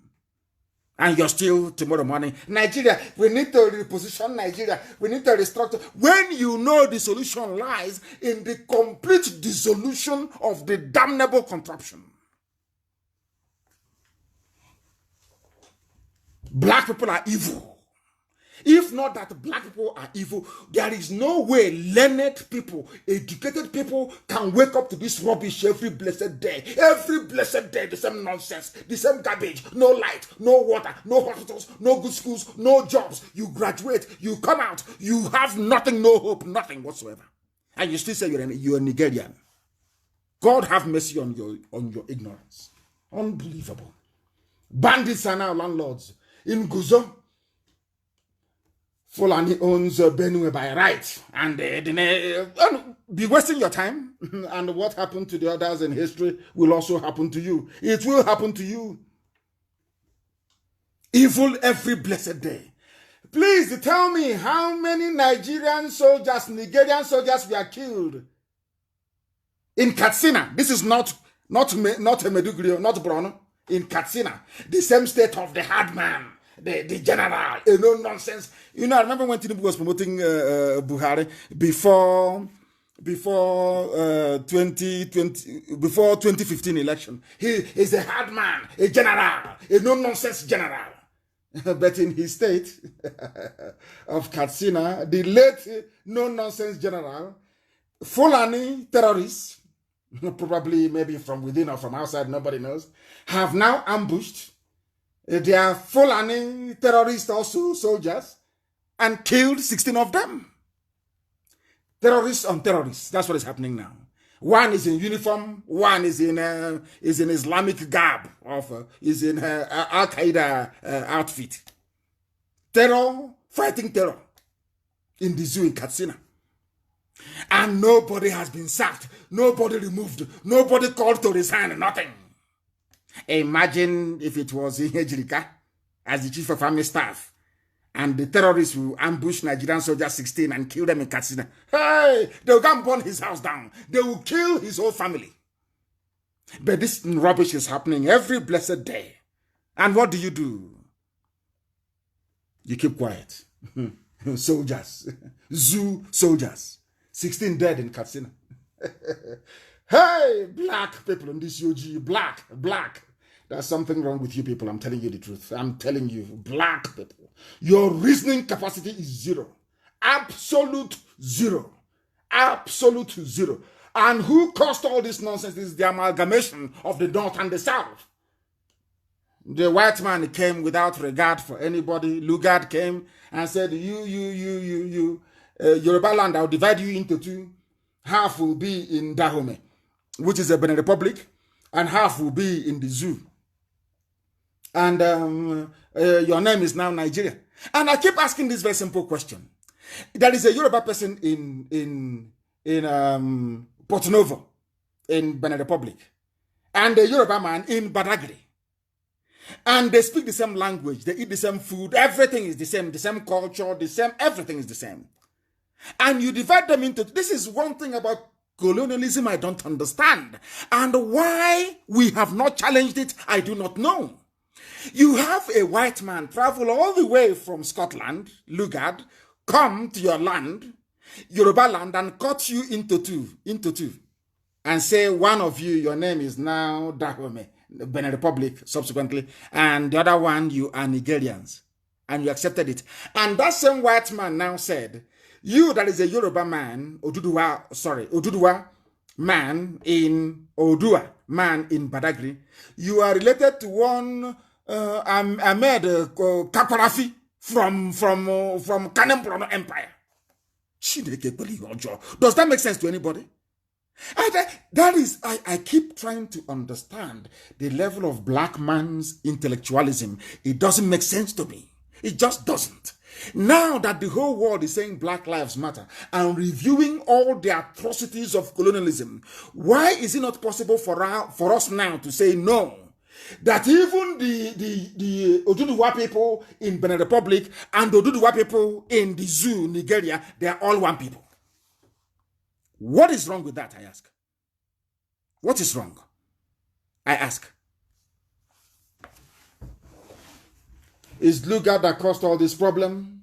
Today, people are saying, was the amalgamation of northern and southern Nigeria in 1914 a mistake? Of course it was a mistake. Who doesn't know it was a mistake? Oil and water can never mix. Can never, not now, not tomorrow, not ever. That is why there is no progress. That is why nothing is happening. That is why people graduate, come out of school with no jobs. Do you know the most frightening thing of all is that these graduates without a job, they are not even moved. They're not angry. They're not upset. They just get on with life and prayer and fasting. Why do you need to keep the zoo as one, knowing fully well that the amalgamation was a mistake? Why do you need to keep the zoo as one, knowing fully well that dividing people and conquering and ruling them the same way that the colonialists did was a very bad thing? Why can't we understand that? And in the midst of all of these things, in the midst of all this evil, you will think that something good will come somehow, maybe one day, but no.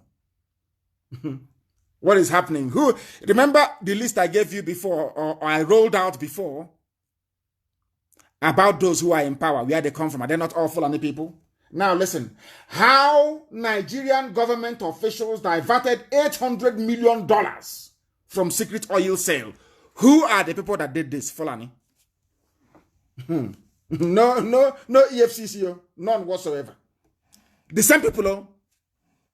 Now, former NNPC, I'm just reading you only the headlines. I don't want to disturb you too much because I'll take some calls in a minute. Former NNPC boss Yakubu claims 98% of over 3.8 billion found in his house are gifts. Cash, 3.8 billion. Cash. Where is he from? He's from the north. His name is Andrew Yakubu. Are you following? One Nigeria. Are you following in this whole one Nigeria garbage? How they are squandering money left, right, and center. But there is EFCC and anti-graft. And he is fighting. Nigeria is winning the war, or should I say Nigeria is winning the war on corruption. The anti-corruption crusade. They have now received a certificate from Mozambique that they're doing very well. Rubbish. All nonsense. All garbage. 100 million barrels of crude oil shipped to China, sold for $800 million, shared by the late Abba Kyari, Malami, and Maikanti Baru and others. All Fulani. This oil is the reason why they want one Nigeria. And the most painful part is that we are obliging them. We are allowing them to get away with murder. That is what I don't understand. How can God create a people to become so submissively docile that all this impunity is happening day after day and they do nothing? And Olisametu is in jail. And these are the people, they say in billions. Look at them, Fulani. And they want to go and arrest somebody in Iguacha. And they're calling Wike all sorts of names for defending a defenseless woman. So if Wike, they will arrest the lady and take her away, and those that received $800 million will be the ones prosecuting her. You people are sick in the brain. You people are mad. People are mad. Who are the ones going to do the prosecuting? The same people that sold oil to China, pocketed $800 million. Yes. Of course, the zoo has fallen. And they know it. That is why before we come on, they panic. They know the whole world is listening. And they are worth nothing before the whole world. They are worth nothing. $800 million. Not naira, dollars. And you're in one Nigeria. Shame on all of you. Who is going to probe the oil fraud? Who is going to probe? One person said, so somebody tells Buhari, ask for probe. Which Buhari, I ask you? Which Buhari? The one that can address the public or the one who cannot? Is it the one with a hole in the neck or the one that looks like a 25-year-old boy? What is wrong with you people? Keep deceiving yourselves. Keep lying to yourselves. Zoo animals everywhere. Zoological Republic. Keep deceiving yourselves. Who is going to probe who? $800 million missing. And Olisametu is in jail for 400 million naira they gave him to run PDP campaign. This is the beginning. The zoo is crumbling left, right, and center, and they know it. Don't they know it? Of course they do. All the yappers, they will have something to yap about very soon. They will yap. They will run out of oxygen. Because we will give them something to yap about very, very soon. Look at the zoo collapsing every day. They won't talk about it. 800 million missing.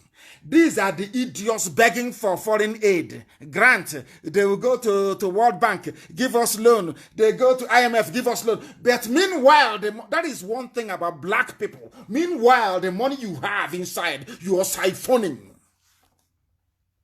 You're stealing it. You can see for yourselves. Can you see it? Can you see it? Fulani in power. Don't worry, in 2093, you people will vote for them again. By that time, we'll be out anyway. I have no time for these idiots. They think we have to put up with this rubbish. Is this how a nation is supposed to function, or a country? I'm asking you. Is this how a country is supposed to function? Some of you cannot answer. You can't answer, can you?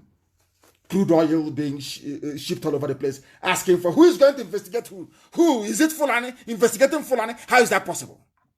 How is that possible, I ask you? Then these are a bunch of illiterates. Illiterates, they know nothing. If they were intellectuals, maybe I can endure it. They are nothing. They are nothing, absolutely nothing. Only to steal. Only to steal.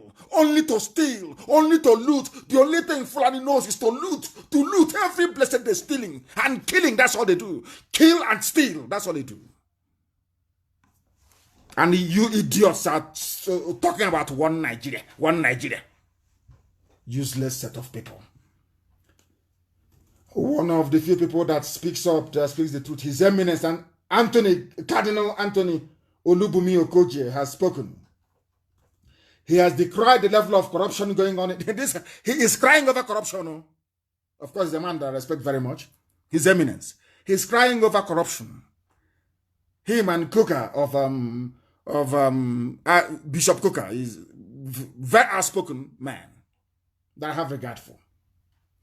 They are crying over the level of corruption in the country.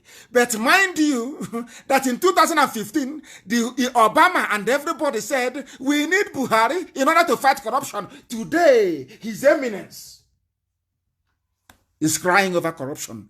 Everybody is crying over corruption. So what have they been doing for 5 years? Buhari before he died and those who are ruling in his name. Hey. Black people. Black. Oh dear. He is saying this. Nigeria is supposed to be waging war on corruption. But they are more corrupt than the war. Hey, God in heaven. Those who are waging war on corruption are the ones selling crude oil and pocketing $800 million. Hey, and they are fighting corruption in the zoo. In the zoo. In the zoo. Unbelievable. Very, very sad indeed. In a statement, Okoje said EFCC is supposed to be part of the solution to the problem of corruption. But the twist of events has shown that the war on corruption has been lost. EFCC are now themselves corrupt. They came to fight corruption, but they are now themselves corrupt. Then why is Olisametu still in prison, I ask? All those who are keeping quiet, all those Igbo men and women who are keeping quiet over Olisametu. You see how the Fulanis are defending their own? They steal, they loot, they kill, and they defend their own. Only you people yapping rubbish all the time. As one brother wrote very eloquently, he said there are saboteurs everywhere, that every ethnic group have their own saboteurs, but there is something special about an Igbo Sabo. that an Igbo saboteur is the special breed altogether. Maybe I'll try and publish that very brilliant piece he wrote. I don't know what his name is. Somebody sent it to me. He said everywhere you have saboteurs, but Igbo Sabo is very special. Very, very clean and special. That his own Sabo is spiritual. Spiritual saboteur. What drives him or her, he or she wouldn't know. But sabotage is in their system. That is why an Igbo Sabo is very deadly. I've asked some of you before to go and watch the film Tears of the Sun. I keep saying this thing every blessed year. Tears of the Sun is a Bruce Willis movie. He was the lead actor in that very movie. It is about Biafra. Tears of the Sun is about Biafra. Go and try and watch it. And after watching that movie, I watched it in a movie theater in London. After watching that very movie, I came out, I think that was about 1997 or thereabout, that movie came out. Do you know, after watching that movie, I asked myself, how is it that Hollywood, of all people, Bruce Willis, how come the scriptwriter knows that Igbo people are saboteurs? How it comes to them naturally. In that very movie, a Hollywood movie, the Sabo there betraying Ojukwu is an Igbo man. In a Hollywood movie. That tells you all you need to know. Now Sabo got it. That must be Sabo. He was there. And they asked him, he was shot dead, of course. They asked him, why are you betraying your head of state? He said, because his family was being held in Lagos. Go and watch that movie. In fact, I'm giving, Chinasa, all of you, go and look for Tears of the Sun. Cut out that bit where the Sabo was confessing. The Sabo was an Igbo man who was confessing. Go and bring it out and let the whole world see it. So that all the Sabo you're seeing today, they are all, by nature, they are there. If Hollywood knows, then so should you. But we are IPOB now. We have frustrated them into oblivion. The zoo is adrift. The genesis of the problem was the amalgamation. Those that said, oh, we love it, many rainbow nation, many cultures, diversity, talking rubbish. Look at the diversity. It's bringing you death, corruption, looting, suffering, pain, poverty, disease. You can't see it. Maybe your family is benefiting from the loot, or maybe you're one of those they gave an oil well to, and you're yapping rubbish and defending evil. You will defend evil because you're a black man. It is in your nature as a black person to defend evil. It is in your nature. And so as we were discussing, I had a very important meeting earlier today. And as we were discussing about Sabo and their spread around where we come from. And the fact of the matter is this. Our people are very, very competitive by nature. But they don't know when they stray from being competitive to being very jealous. And most Igbo men are given or prone to jealousy because they are naturally competitive. They say to themselves, oh, that man who is there, I wish I'm the one who is there, or I wish it's my son or my daughter who is doing it. And from there, wanting to be there, which is a very legitimate aspiration, to better yourself, to be somebody you are not. And once they find out that they cannot meet that very standard, they go into sabotage. That's the way they are. It's in their nature. Nobody can take that away from an Igbo man. It's how they are. That's how they are wired. If they try to be like you and they cannot be like you, the next thing is envy. And another thing is, what do I do to bring him down to my level? That's the way they are. It's in their nature. You can't take it away from them. That's how they are. But IPOB is one very strong family. Indivisible and unbreakable. Unbreakable. And at last somebody has spoken. And spoken the truth that everybody wants to hear. Professor, a man that I have respect for as well. Professor Banji Akintoye. And I wish they can facilitate this Oduduwa Republic very quickly. They are the ones I want to work with. Those in Oduduwa, pursuing Oduduwa, are the people that I want to work with. Not just telling me about restructuring and fixing Nigeria, no.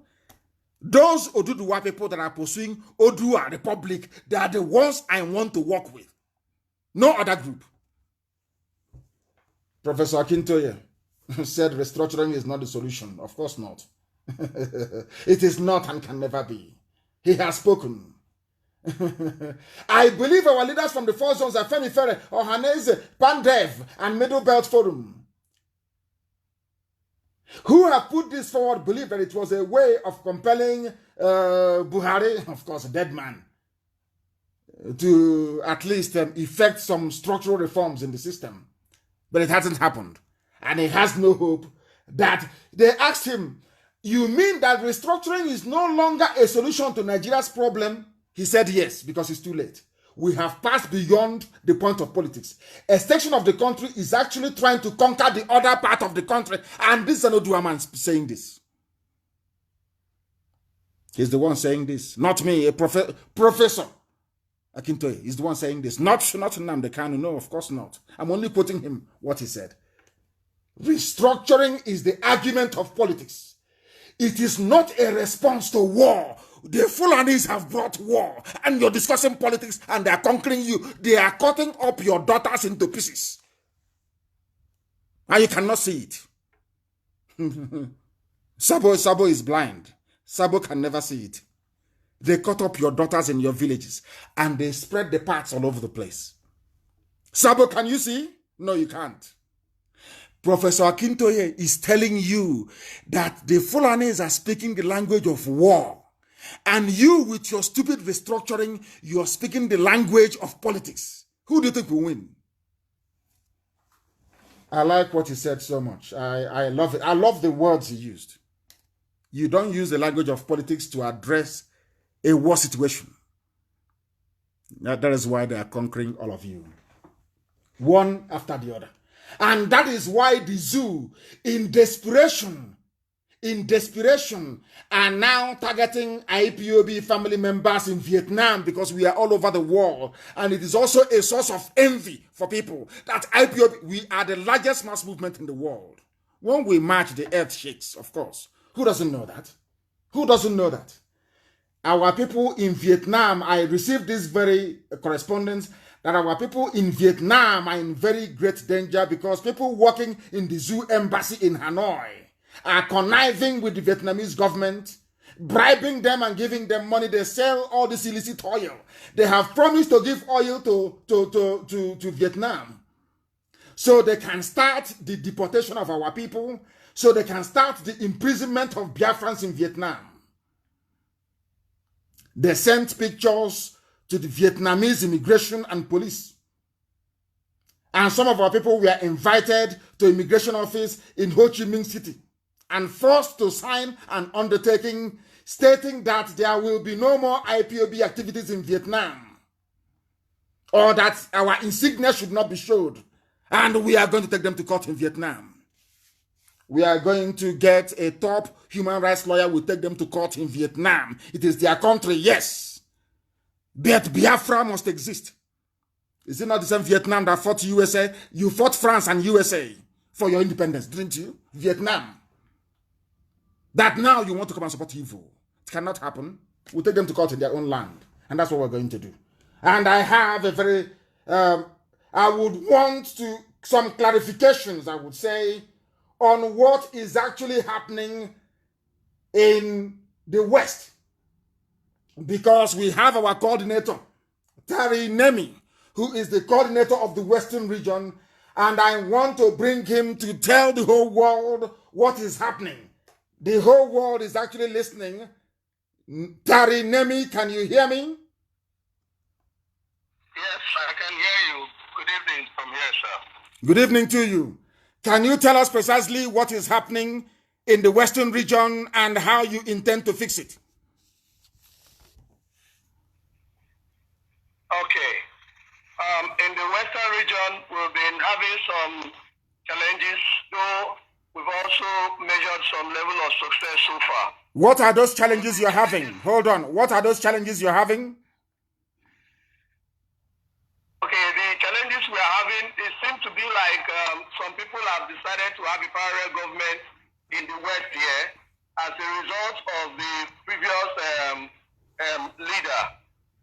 And these people are just working on their own differently and going against every instruction that comes from the leadership. Hold on for a second. Let me go back to our opening this very evening about black people and lack of discipline.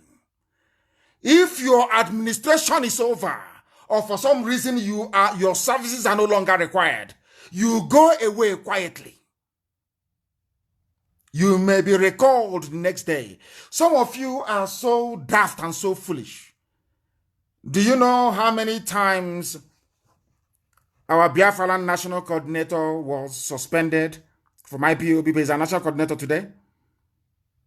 Do you know how many times Amarachi Giftibe was suspended? Look at her position today. What is wrong with you people? If your tenure is over, it is over. You hand over everything. I don't want you people to compel me to use force on you as stupid black people who cannot reason. Once your tenure is over, you hand over. And that's the end of it. Tomorrow you may be recalled to come and serve. Biafra is not going to be like the zoo or any other useless African country where somebody serves and at the end of their tenure, to go will be a problem. There will be no parallel government in Lagos. And as we are speaking today, you come back next week Sunday. If it persists, I will expel them from IPOB. Please go ahead. Thank you very much, sir. Is that it? Do you have anything else to tell us about what is happening in the West? Apart from Lagos State, the Edo State coordinator has just cut himself off from the leadership of the West. He told me emphatically that he's not ready to work with me, the Edo State coordinator. That he's not ready to work with me. He doesn't want to open his state to the leadership. He said that except I work with him alone, that I cannot have access to know his team that he's working with. So he has just cut himself off, and for close to a month now he has not been attending our meetings. Edo State coordinator is an old boy, is one of us from the beginning. And I saw him as a hardcore. I will instruct the relevant line managers to be able to look into this very matter. And I would suggest you refer it to the Conflict Resolution Committee so they can hear both sides of the story. You have said what's happened. Then when he goes to the Conflict Resolution Committee there, he will tell us exactly why he adopted the position that he adopted. But I must make it very, very clear that people must be loyal and obedient to their superior, because IPOB is a mass movement under strict command and control rules. You must obey your superior, and they understand that, and that is what is going to happen. And as I said, you will refer this very matter to the Conflict Resolution Committee, and there they will look into it and come to a resolution within the next 7 days. Thank you very much for being with us, and continue the very wonderful work that you're doing. That is Tarinemi. And as I said earlier, it was my intention to try and open the lines for a little bit to see if our people may have one or two contributions to make. If you have anything to say, you can say that now, or you can call our lines now as usual. And the time now is approximately 12 minutes past 9 p.m. in the land of Biafra. If you have anything to say, or should I say any contribution to make, you are at liberty to do so. But I must also announce this very evening, very, very critically, please, I must announce that our people in Canada, I must say what they have done. The caller on the line, stay where you are, the caller on the line. I must announce this very evening what our people in Canada are doing. They are doing very well, fantastically well. But as I have said, Madam Nneneyanya must have access to every IPOB account everywhere in the whole world, so we know what is happening. We don't want what happened to us in the USA before to happen to us again. We are criminals, took over our proceeds and decided to go and work for the zoo instead. We are not going to make that mistake. So Madam Nneneyanya must have access. Our sister Nneneyanya must have access to every account. But I want to recognize this very evening the Igbo Diaspora Development Agency in Canada. I repeat, Igbo Diaspora Development Agency, for their contribution of $12,000 to the coffers of IPOB to support what we are doing. We commend them extensively, and some people also in the USA, they are now waking up. As you can see, I no longer have terrible things to say about the USA because our people are waking up. A lot of them are now coming up to do the needful. So USA and Canada, they are now waking up, and we are encouraging and asking them to do even more. We thank all of you. We thank all of you, please. Very, very important. And I have also a very special announcement to make. This is an instruction. It is a direct order. It is an order. It is an instruction that from tonight, all attacks against our Oduduwa brethren, all attacks against Yoruba people must cease with immediate effect. As I told you, I had a very important meeting earlier today. Very critical meeting. In the next few days, you will hear the details. And in that meeting, we resolved that we are going to work together as a people. And I am asking henceforth, with immediate effect, every attack, verbal or otherwise, against Oduduwa entities or personalities will cease. Despite every provocation, you are not allowed to respond or to retaliate, but where a baseless allegation has been leveled against us, endeavor to respond to it by confining yourself to addressing those issues raised and not attacking the personality. Very, very important. You understand this evening, please. I know that the Janjaweed, the Fulani Caliphate, they will go and create many fake accounts with Yoruba names to try to provoke us, to attack us. Our focus is on Asorok, to make sure we crumble the zoo this year. As I told you before, if we fail to crumble the zoo in this 2020, it is our fault. We must crumble it this year. Our focus is on Asorok and to crumble the zoo. Very, very important, very, very critical. You are not to attack any Yoruba person or their entities. It is an order from me this evening. It should cease henceforth. It should cease henceforth. Please, I had a very high-level critical meeting with Yoruba stakeholders. Sorry, Oduduwa, I don't want to use the word Yoruba. With Odua stakeholders. And they are pursuing what we are pursuing.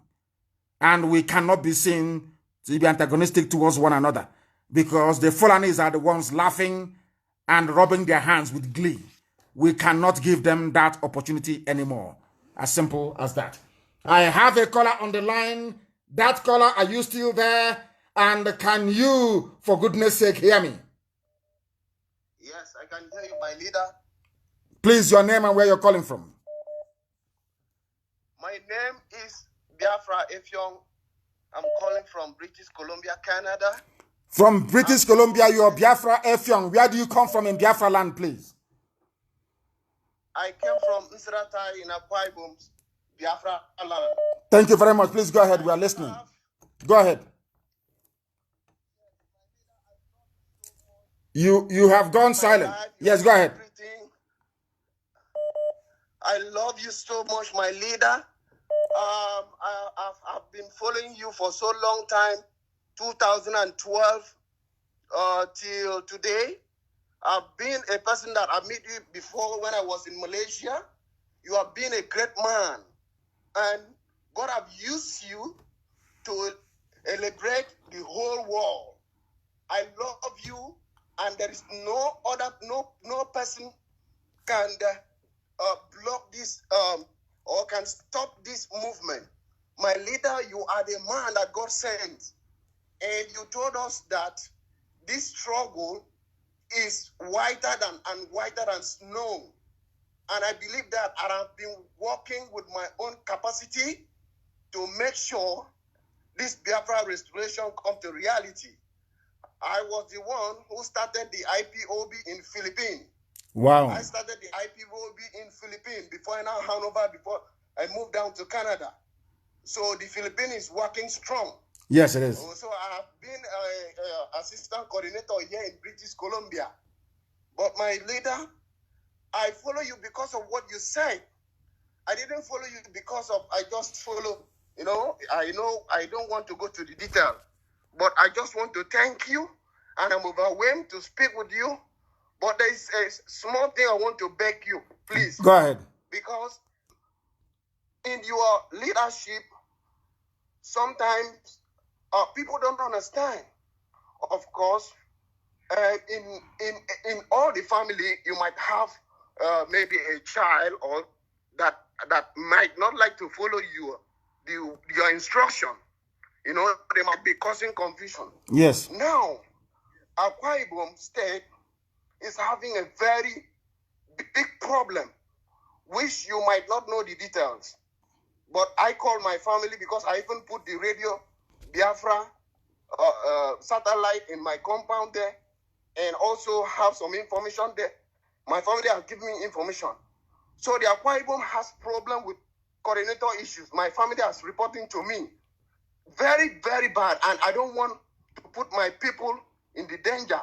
So please, they said they don't want the coordinator that is working now. It's causing a lot of problems. You don't want to work with anybody. And they even write him a letter asking him to work with every other person. I personally see every other coordinator that has signed that letter. I also signed with my hands. This guy refused to work with anybody. See, today, he doesn't want to work with anybody. My leader, please, I know this Biafra we want is democracy. It is not something that people will say, this person we don't want. And they will force that person to be. I don't know. We don't want something that happened to Imo State to when they force Uzodimma give Imo people. Now, the Akwa Ibom said they don't want this guy. This person don't want to work with anybody. My leader, I'm begging you, I'm on my knee.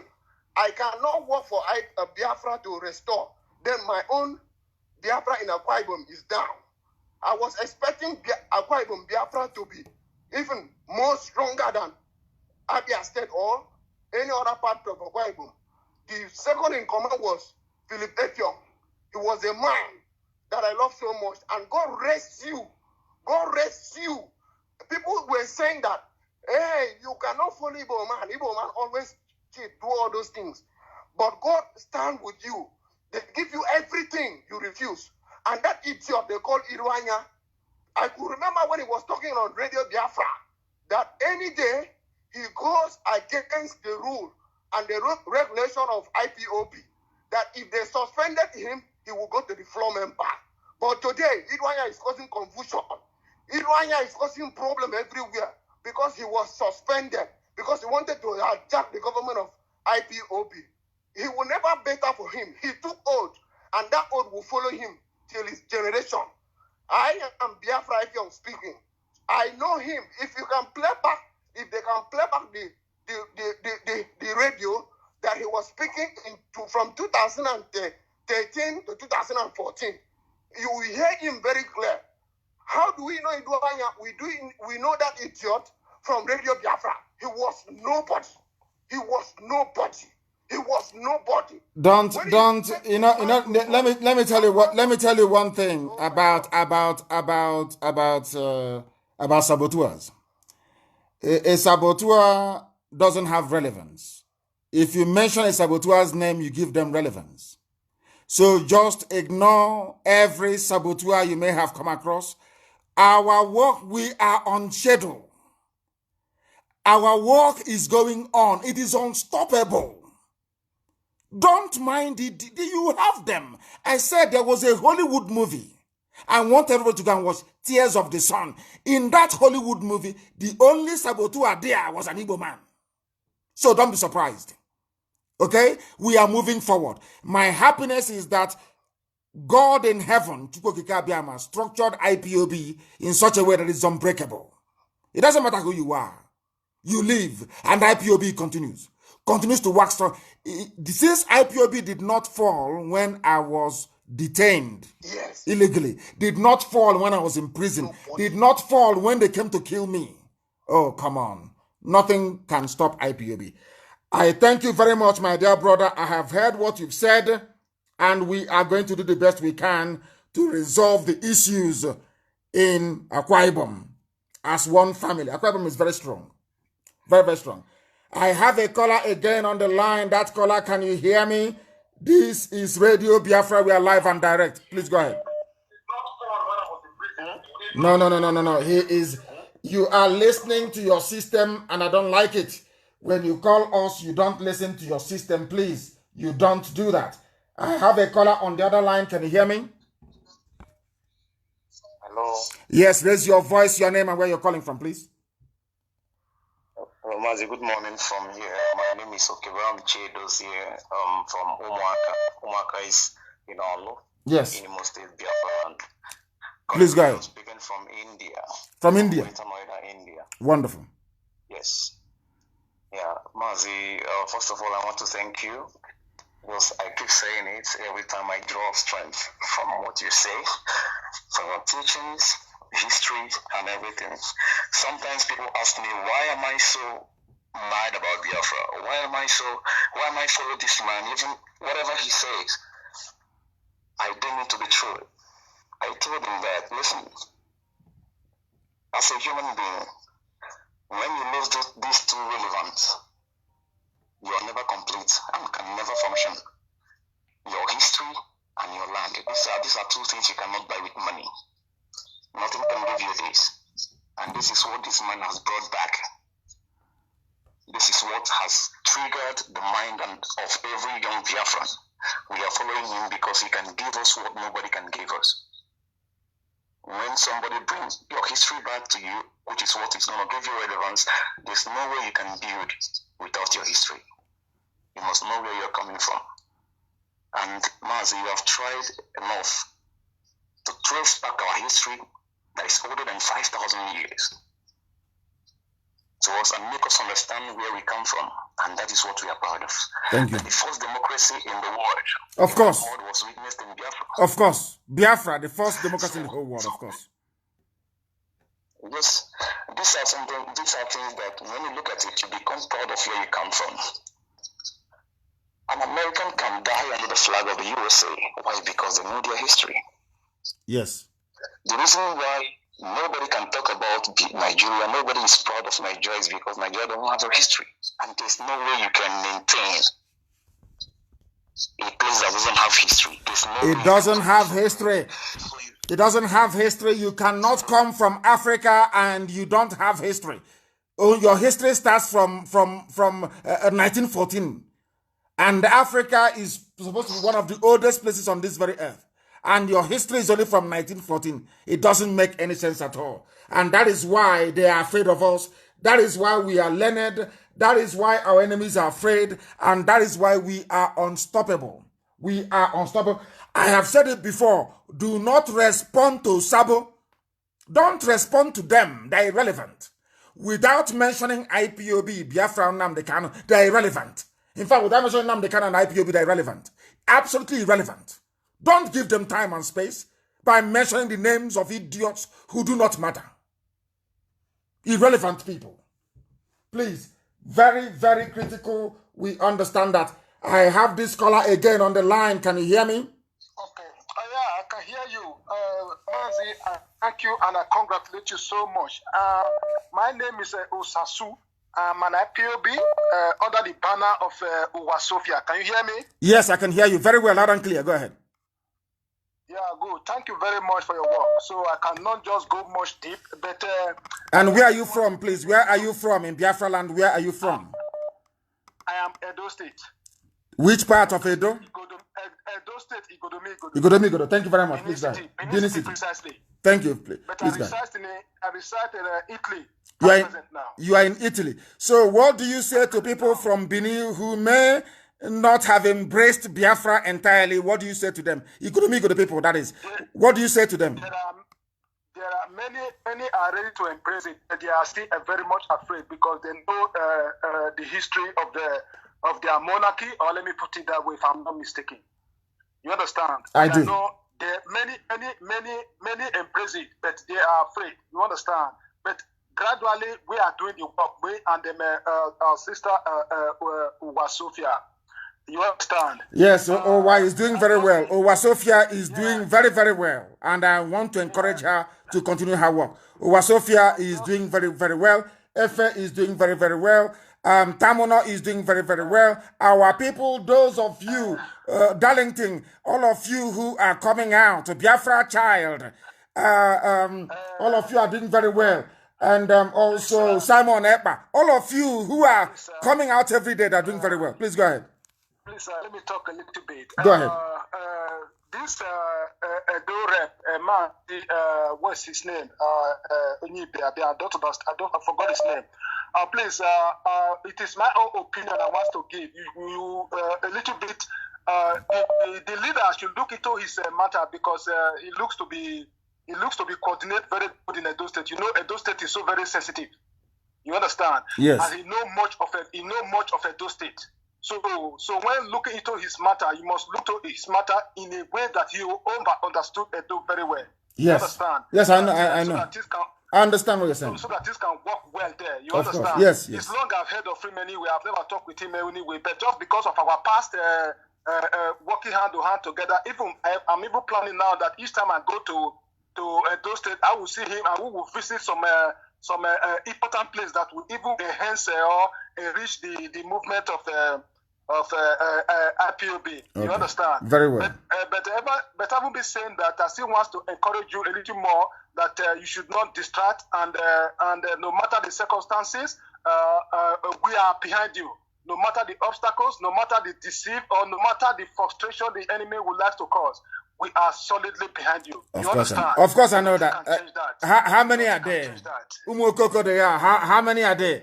And thank you very much. I've heard what you've said and also your counsel. I have a caller on the line. This caller, can you hear me?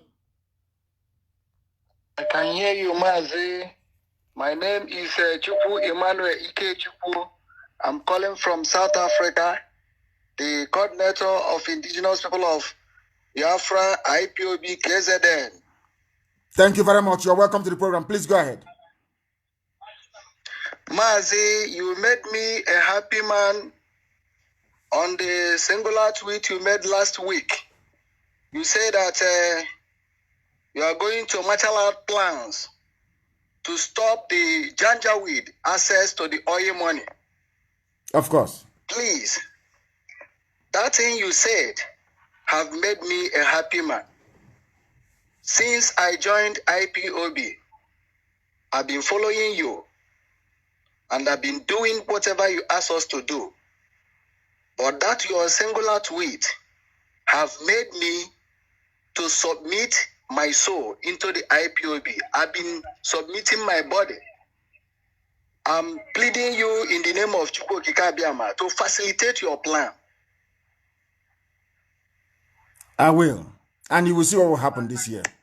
You will hear it. Thank you. You will see it. Thank you. Thank you very much, my dear. And the whole world will understand how serious we are. They will know how formidable we are. Very soon, of course. They'll be on the run very, very soon. I have a caller on the line. This caller, give us your name and where you're calling from, if you may. Hello, my name is Mr. Robert Unebu. I'm from MPC and I'm calling from Tyler, Texas. Thank you very much. Please go ahead. Yeah, first and foremost, I want to commend you for the great job you are doing. You have really proven to us, the Igbos, that we have a leader. And they've also made us to understand that going through right now will ultimately come to an end. You know, I commend your strategy. Forget about all those people, you know, who appears to be gullible. That's why I refer to them, or who are kind of parochial. Because going by what I think Lord Lugard, the book he wrote, the Dual Mandate in Tropical Africa, he referred to us as people who live by the moment and who don't have any apprehension for the future. But I'm glad that today, with you, you have proven to the whole world that we are far-sighted people. You know, we know where we're heading to. You know, of course. I was born during the Civil War, so I understand what it means. So when people who were not part of that tragedy talks, you know, I pity them. You know. Yes. So don't divulge your strategy to anybody. You don't owe anybody anything. Keep on planning what you're planning. We're strongly behind you. Of course, I know that. You know. I have no doubt. We are strongly behind you. So the sabotage, as you said, is just their existence is just temporary. You know, if you give them attention, you give them relevance. That is true. They don't need it. You know. So keep on focusing. And with respect to what the Fulanis are doing right now, I believe that your strategy of mobilization and sensitization and conscientization of our people should be ongoing. You know, we are helping with respect to that because so many of our people appears not to understand the of the Fulanese. You know, yes. So I mean, taking you a little bit back on history, in 1967, I have the clip. Ojukwu, after the Aburi Accord was asked, yes, was asked what he feels and the plans of the Fulanis. He said that their agenda never changes. It never. The only thing is that they change the strategy. Never. The agenda is the same for Fulani. Always the same, to conquer, to subdue and to subjugate. They change their tactics from time to time. You know, now with the corruption scandal that have emerged themselves into, that trying to find a way to divert attention, thereby focusing right now on what is happening in NDDC. That's a strategy. Of course. That's a strategy. So we have to keep on mobilizing our people so that we be on guard, we be on alert, you know, to prevent them from castrating. Because I'm quoting the word of Ojukwu. He said that what they want is to practically castrate. And that's what I have done. That is why that was why in Imo State, in your state, because you're from Mbisa, that was why they managed to plant somebody from the 4th position into number 1. That is an absolute castration of Imo State as a whole, not just one individual. I thank you, my dear brother, for calling. I have somebody on the other line. That very person. Are you still there? And can you hear me? Yes, Mazi Nnamdi Kanu. This is. Can you hear me? Loud and clear. Please go ahead. Okay, my name is Moses Arimado. I'm from Ngobala in Imo State. I'm calling you from Ohio, United States of America. And they were one name. Thank you very much. Thank you. Thank you for calling. Please go ahead. Well, for the matter of this forum, this platform, I have few questions for you before I go into my main question or contribution this evening. Please bear with me. You ascertained that Elohim sent you. Am I correct? Who else could have sent? How could I have survived if not for the grace of the Most High? Go with me, please. Yes. I'm with you all the way. Yes, of course, of course. All right. Yes. You also, without hesitation. Also in agreement that you are also in agreement that you operate by the directives of El Shaddai. Am I correct? Absolutely. Wonderful. And also, good. Now, if you look at the laws and instructions given to Moses in Torah, Elohim made it clear to Moses what the expectations were for the children of Israel. Yes. And in terms of,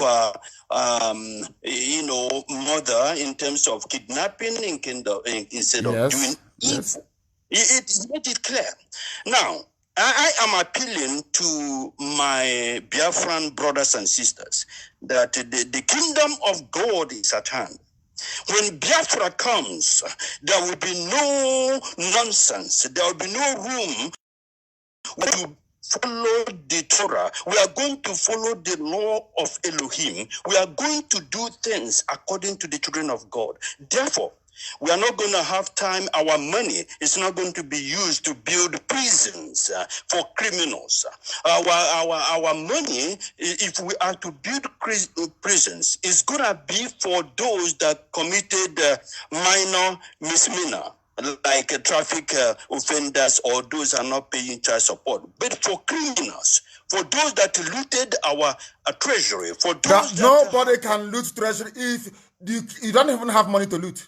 Because our balance is the way somebody do it you are in Ohio. If you go to Times Square in America, you see how much America has in their Federal Reserve, how much they have borrowed, and how much interest they're paying back. That's how it's going to be in Biafra. There'll be no money to steal from anywhere. If anybody steals money in Biafra land, you'll be tried and you'll be hanged in your father's compound.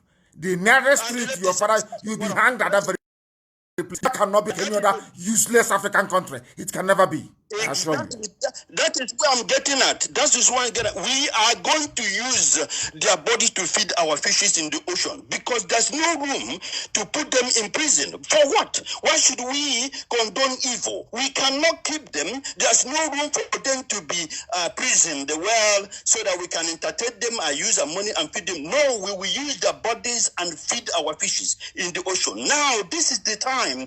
All Biafran people must repent now.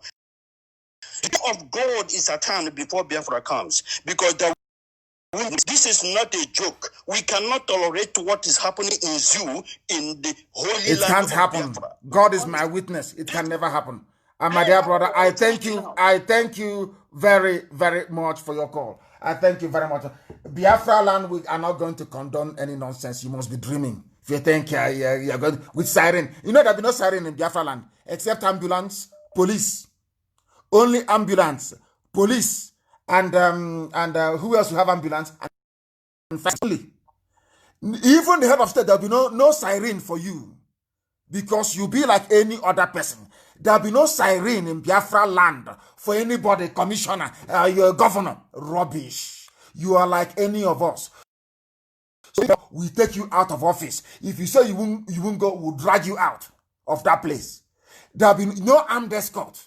No siren for anybody except for fire service, for police, and for ambulance. If you don't know, anybody thinking that Biafra is going to be like the zoo, then you're dreaming. You better stay in your The caller on the line, can you hear me? The world is listening. Your name and where you're calling from, please. Hello, Mazi, good evening, sir. Good evening to you. Mazi, my name is Chimezie, calling from Germany. Go ahead. Chimezie, go ahead. Yeah. Mazi, I don't know if our people have committed any offense that make many countries treating us bad anyhow. No. It is what the zoo is. That's what they do best. It is called castration, as our brother quite rightly said from the caller from Texas. It is called, that is what the Fulani does. You don't know Fulani. People don't know these people. We know them very well. That is what they do. They instigate. They go behind the back and they instigate. That's what Fulani does. So that's what they do. That is why tonight they will not be happy. Tonight that I have announced that from now going forward, we are no longer going to attack any Yoruba. No Oduduwa person will be attacked. You see, they won't be happy about it. That's who they are. They instigate. Please go ahead. Well, guys, I don't have much to say, but only that, maybe things I need to stay, but I don't. Then try and call me off air, please. When I'm off air, you can call. Maybe that is the best way for us to proceed. I thank you very, very much for calling, my dear brother. I thank you very much. I have another caller on the line. Let me see if I can get hold of them. This caller on the line, can you hear me? If so, give us your name and where you're calling from. For the last time. No, they cannot hear me. The caller on the line, can you hear me? Your name and where you're calling from? No, they cannot hear me either. And that brings us to the end of tonight's program. It brings us to the end of tonight's program. Somebody is still trying to call. Let's see if we can get... The caller on the line, can you hear me? Good evening, Mazi. Good evening, where you're calling from, please. Okay, my name is Shitu. Shitu Oladapo. I'm in Zimbabwe. Please go ahead, Shitu. I'm a massive fan of... You're welcome to the program. Shitu, go ahead. We're listening. Okay. Yeah, I would like to say I really like what you are doing with IPOB and the struggle. It has opened the eyes of a lot of us. But what I notice is that Biafra needs to focus on the people of the Niger. That's 13% that the Jawid are given to them. Is what they feel they can. They feel they are okay with it. You understand? Yes. There is even a Yoruba person I engage with people from the so-called Niger Delta. Yes. I tell them that they'll be like Igbo, all that rubbish. And because they are getting 13%, so I don't know. I think IPOB needs to do a lot of work on the Niger Delta. We have the thing is that we don't have any Niger Delta to start with, Shitu. And which state do you come from in Yoruba land? Which state do you come from? I'm from Kwara State. We are one of the oppressed people. Oh my goodness! I'm a Yoruba man from Kwara State. Oh my, even worse than most of us. I'm also the follower of Ucheme for your deputy. Thank you very much. Thank you very much. At least this is one thing that I like about certain people in life. Despite everything we have said in the past about the Oduduwa people in Kwara State, people still can see beyond the rhetoric to get to the actual substance of what we are saying in Radio Biafra. That is for the benefit of everybody. To us, my dear brother, we don't have anything like Niger Delta. They don't exist.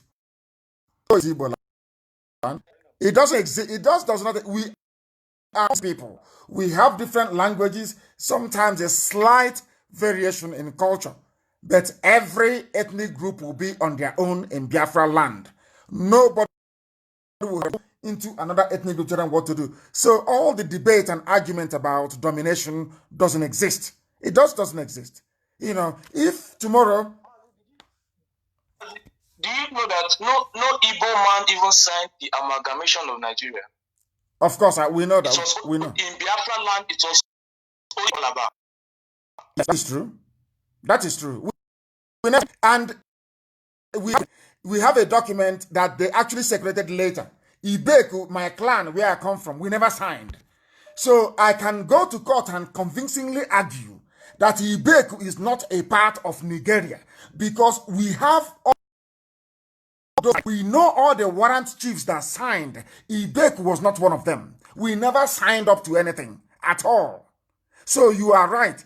But we know what the British have done and what they will continue to do to us. I don't know why I picked that. A state, an Odua person from Kwara State. Unbelievable. I don't know what touched me to pick that very call. Thank you much for calling.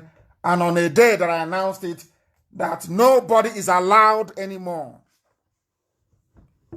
to attack or to malign a Yoruba person and a Oduduwa person, never.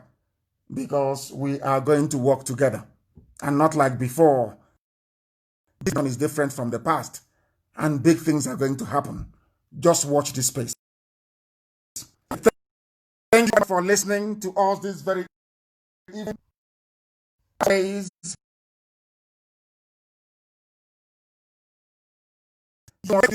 We are as formidable as we are. Indestructible. This very family, heaven itself, IPOB. That is why we say with every ounce of conviction that Biafra to some people may just be a nation, to others it may be a metaphor for something, but to us it is our here on Radio Biafra is we are because Elohim Adonai El Shaddai is our God. From me, from here is evening.